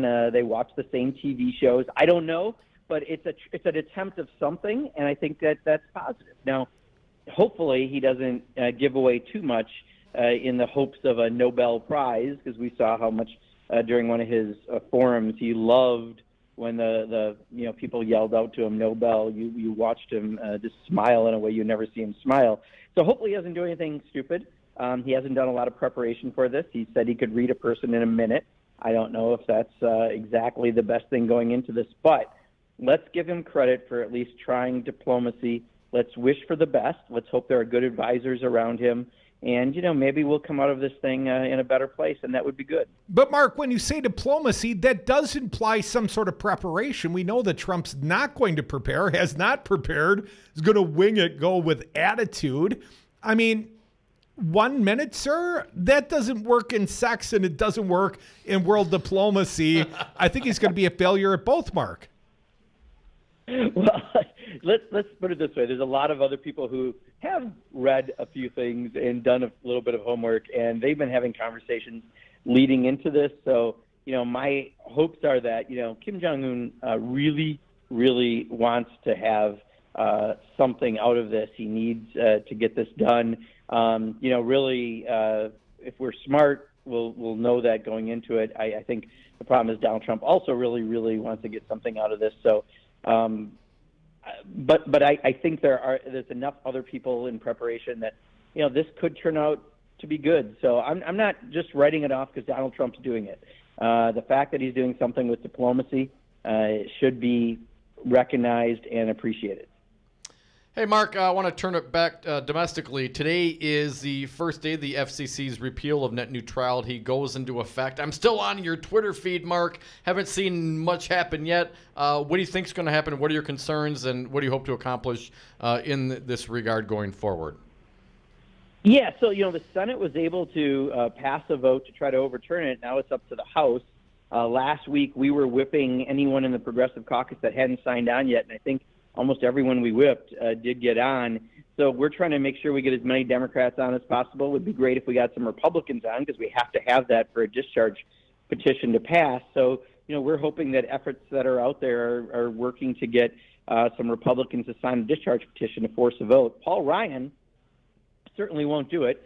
He's going to do whatever the telecommunication companies tell him to, and they think it's just fine the way it is, and don't worry, they're not going to do any of those things that they're allowed to do, at least for the next couple months.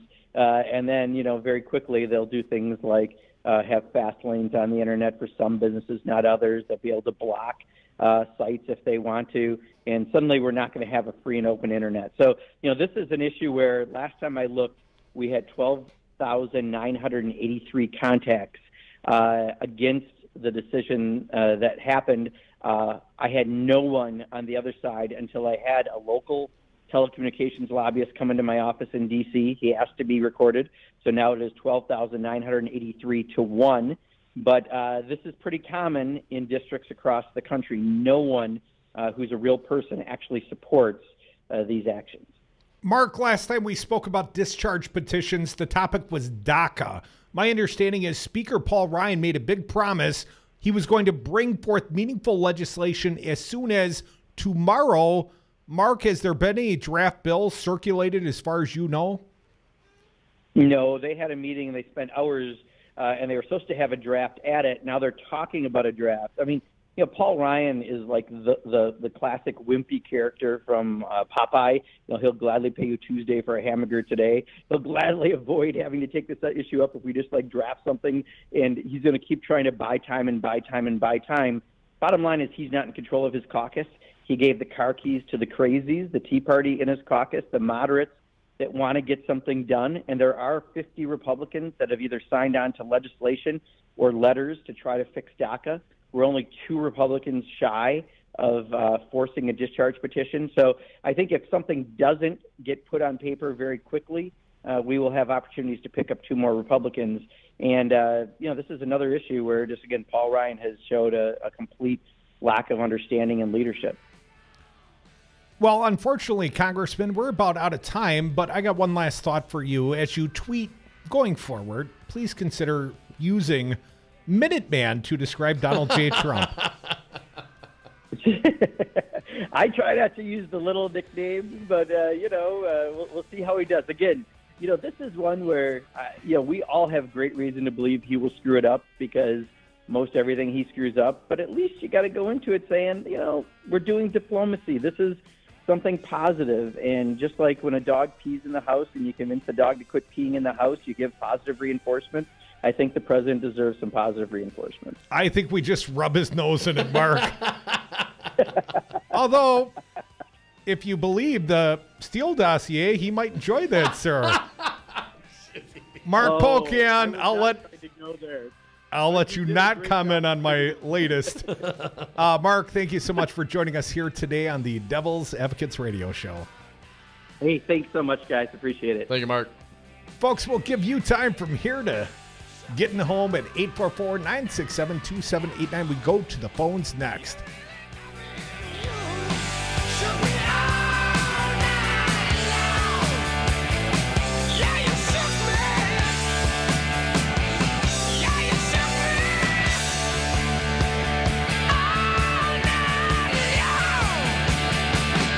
I'd gladly pay you Tuesday for a hamburger today. I'm really proud of what we've been able to do.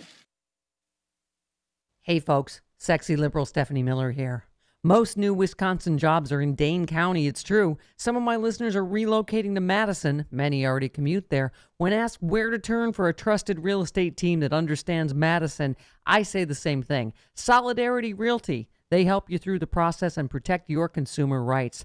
They live their values, building community, promoting sustainability and diversity. Find them today at solidarityrealty.com and tell them Stephanie Miller sent you.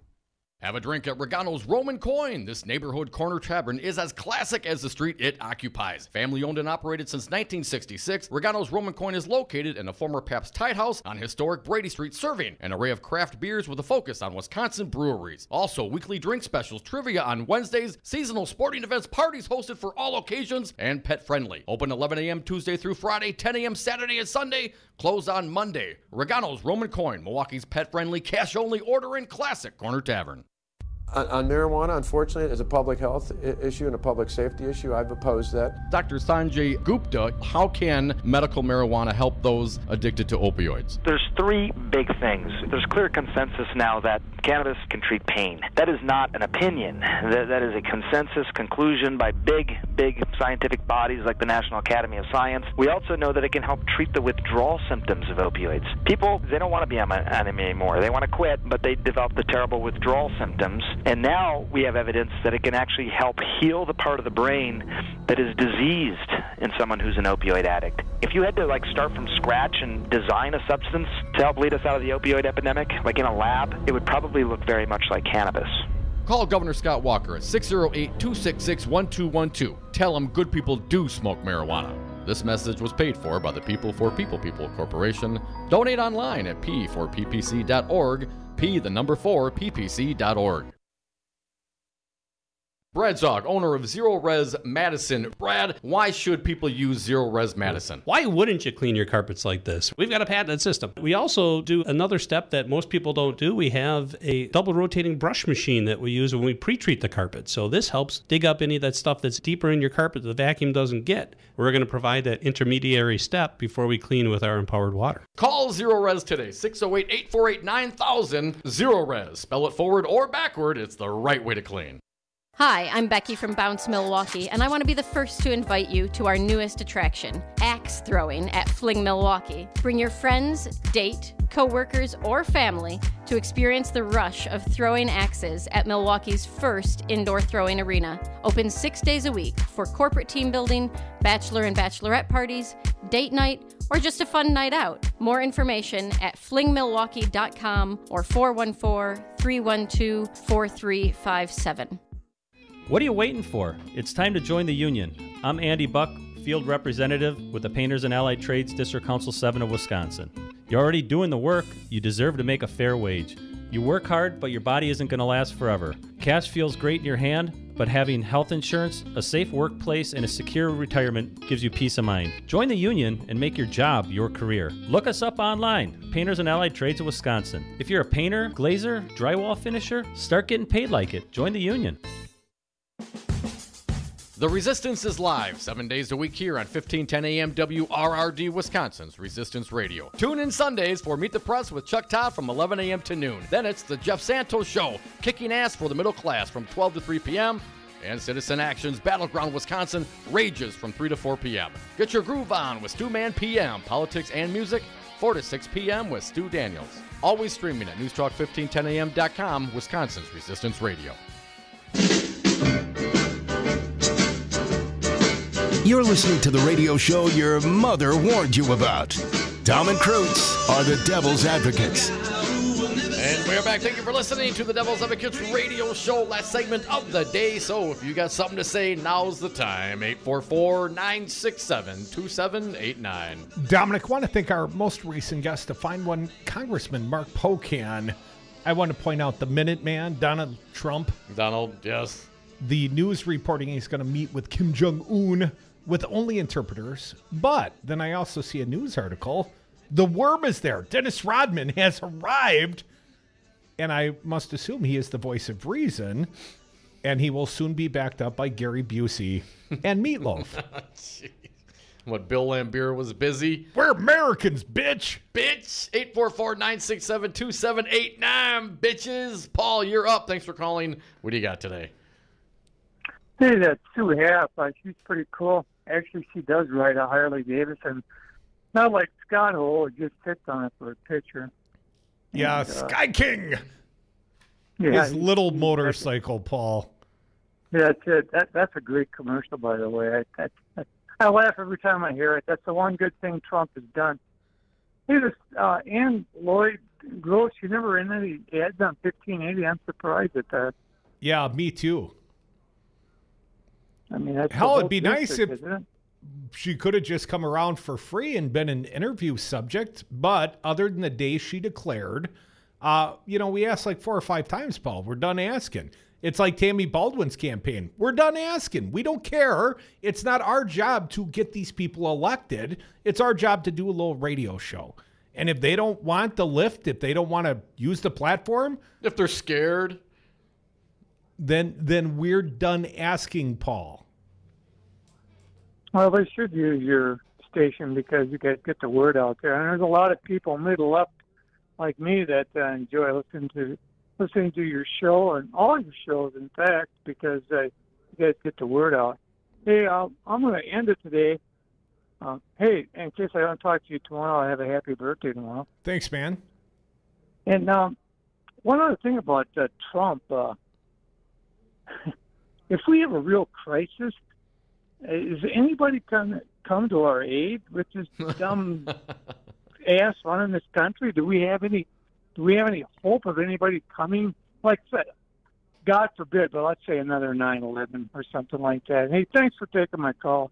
You guys have a great day. Thanks, Paul. Thanks, Paul. Well, I do know that I've heard talk that the Canadians are going to build a northern wall and make the Americans pay for it. Well, it's a southern wall for Canada. Spike, you're up. Happy Monday. What do you got for us today? Hey, guys. Just had to give them a call and really defend the comment that the woman from the western part of the state, Jeannie from Eau Claire. Right, talking about Kathleen Varnow. One of the things that you mentioned was, her stance about abortion some years past, which, by the way, has changed, as well as her vote on weapons. What I would suggest you guys do, since you're talking about this on a daily basis, is go to YouTube to Daniel Folkman, F as in Frank, O-L-K-M-A-N, click on his head, and it will take you to his page where he has the full meet and greet that she did at the River West Public House. And during that event, those issues did come up. And I would suggest that you hear from her what that's all about. But Spike, I don't personally hold these things against her, but I was at the 5th CD, the 5th Congressional District Convention. I have never seen such a cold welcome for a fine Dem senator as the welcome she got that day. I mean, she was lucky to have gotten a smattering of applause, and you could say she's moved beyond her gun stance, but that was a very recent vote, one of her last as a Wisconsin senator, Spike. She has to own that one, I'm afraid. What I'm saying, Crudy, is she explains that vote. And there was, I believe, a good reason for it. And if you check out the explanation, I think you might agree. What a lot of the Dems are doing, they're just screaming, we got to do this, we've got to do that about gun control. But the reality is, the legislative reality is, it's not that easy. But again, I would suggest you check that out. Spike, I appreciate your insights and your suggestions. And again, I'm not the one that's got to be convinced. It's the broader electorate of the state of Wisconsin. Want to thank them all of you. You're part of the broader electorate of the state of Wisconsin. Thanks for listening. Thank you to Jessie Opoien, fine journalist with the Cap Times. Thank you, Mark Pocan, my congressman. Remember, a presidential candidate, a former governor of the state of Maryland, Martin O'Malley, joins us Thursday about 4:30. And perhaps someone from the Ann Groves Lloyd campaign might want to respond to us. It's election day tomorrow in Wisconsin. You might want to get her on the show. Last chance, just saying. Have a great night, everyone. You better listen on my birthday. That's my wish.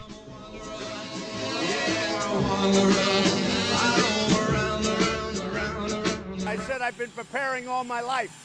I always believe in preparation. I'm going to say one thing. F*** Trump. Do you own a rental property, or would you like to partner